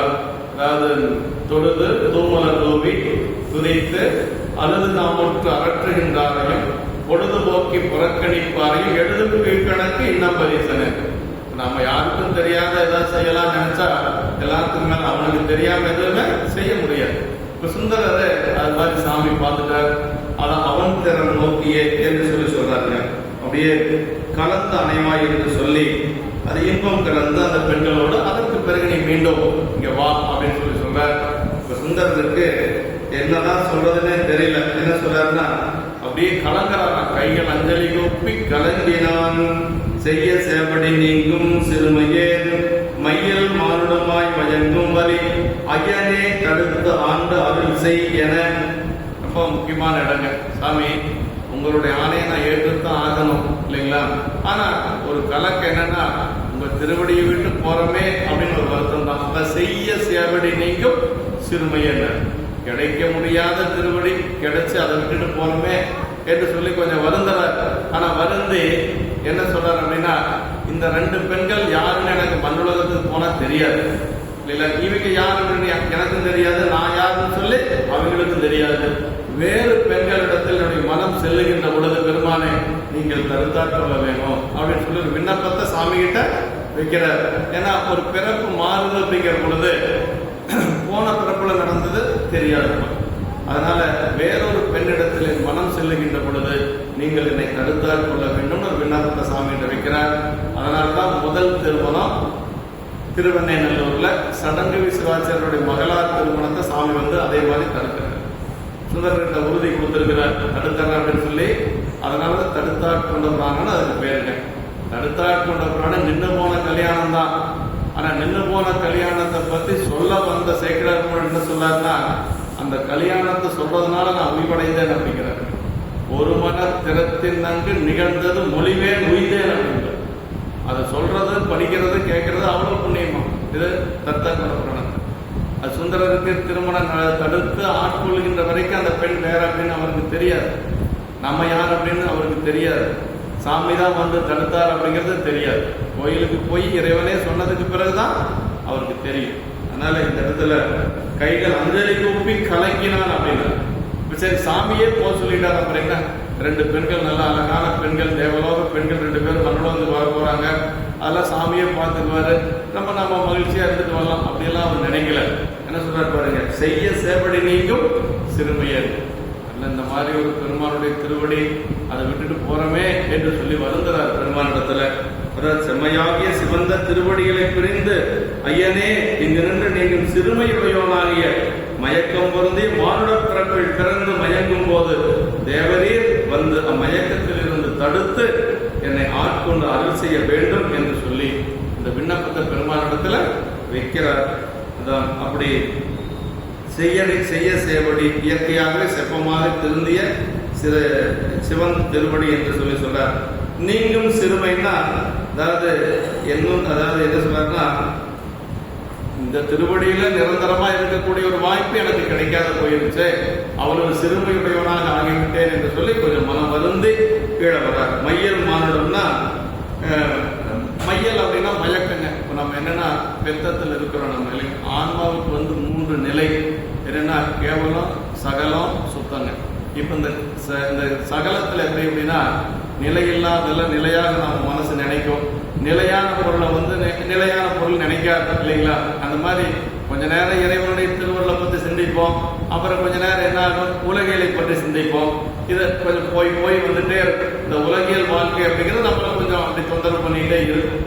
அதனால இந்த இடத்துல அந்த மையல் அப்படிங்கிறது மயக்கம் நடத்துங்க. உலகியல் இன்பங்கள்ல ஆன்மா மயங்கி நிற்கக்கூடியதான் மையல் மானுடமாய் மயங்கும் வலி. அப்படி மயங்கி இருக்கின்ற பொழுது பெருமானே நீங்கள் என்னை தடுத்தாற் கொள்ள வேண்டும் என்று சொல்லி ஞானசம்பந்த பெருமானே திருத்துருத்தி தேவாலயத்தில் சொல்றார், மறக்குமாறு இல்லாத என்னை மையல் செய்து இம்மண்ணின் மீது பிறக்குமாறு காட்டினாய் அப்படின்னார். ஞானசம்பந்த பெருமான் ஏற்கனவே பெருமான் திருவடியில் இருந்தவர். சேக்கிரார் பெருமான் சொல்றார், பண்டு திருவடி மரவா பான்மையோர் அப்படின்னார். பண்டுனா போன பிறப்புல பெருமான் திருவடி மறவாதிருந்த ஞானசம்பந்த பெருமான் எப்படி இந்த பிறப்புக்கு வந்தார் அப்படின்னா ஞானசம்பந்த பெருமானே சொல்றார். என்ன சொல்றாருன்னா, அதான் அந்த பதியத்தில் மறக்குமாறு இல்லாத என்னை மையல் செய்துனார்.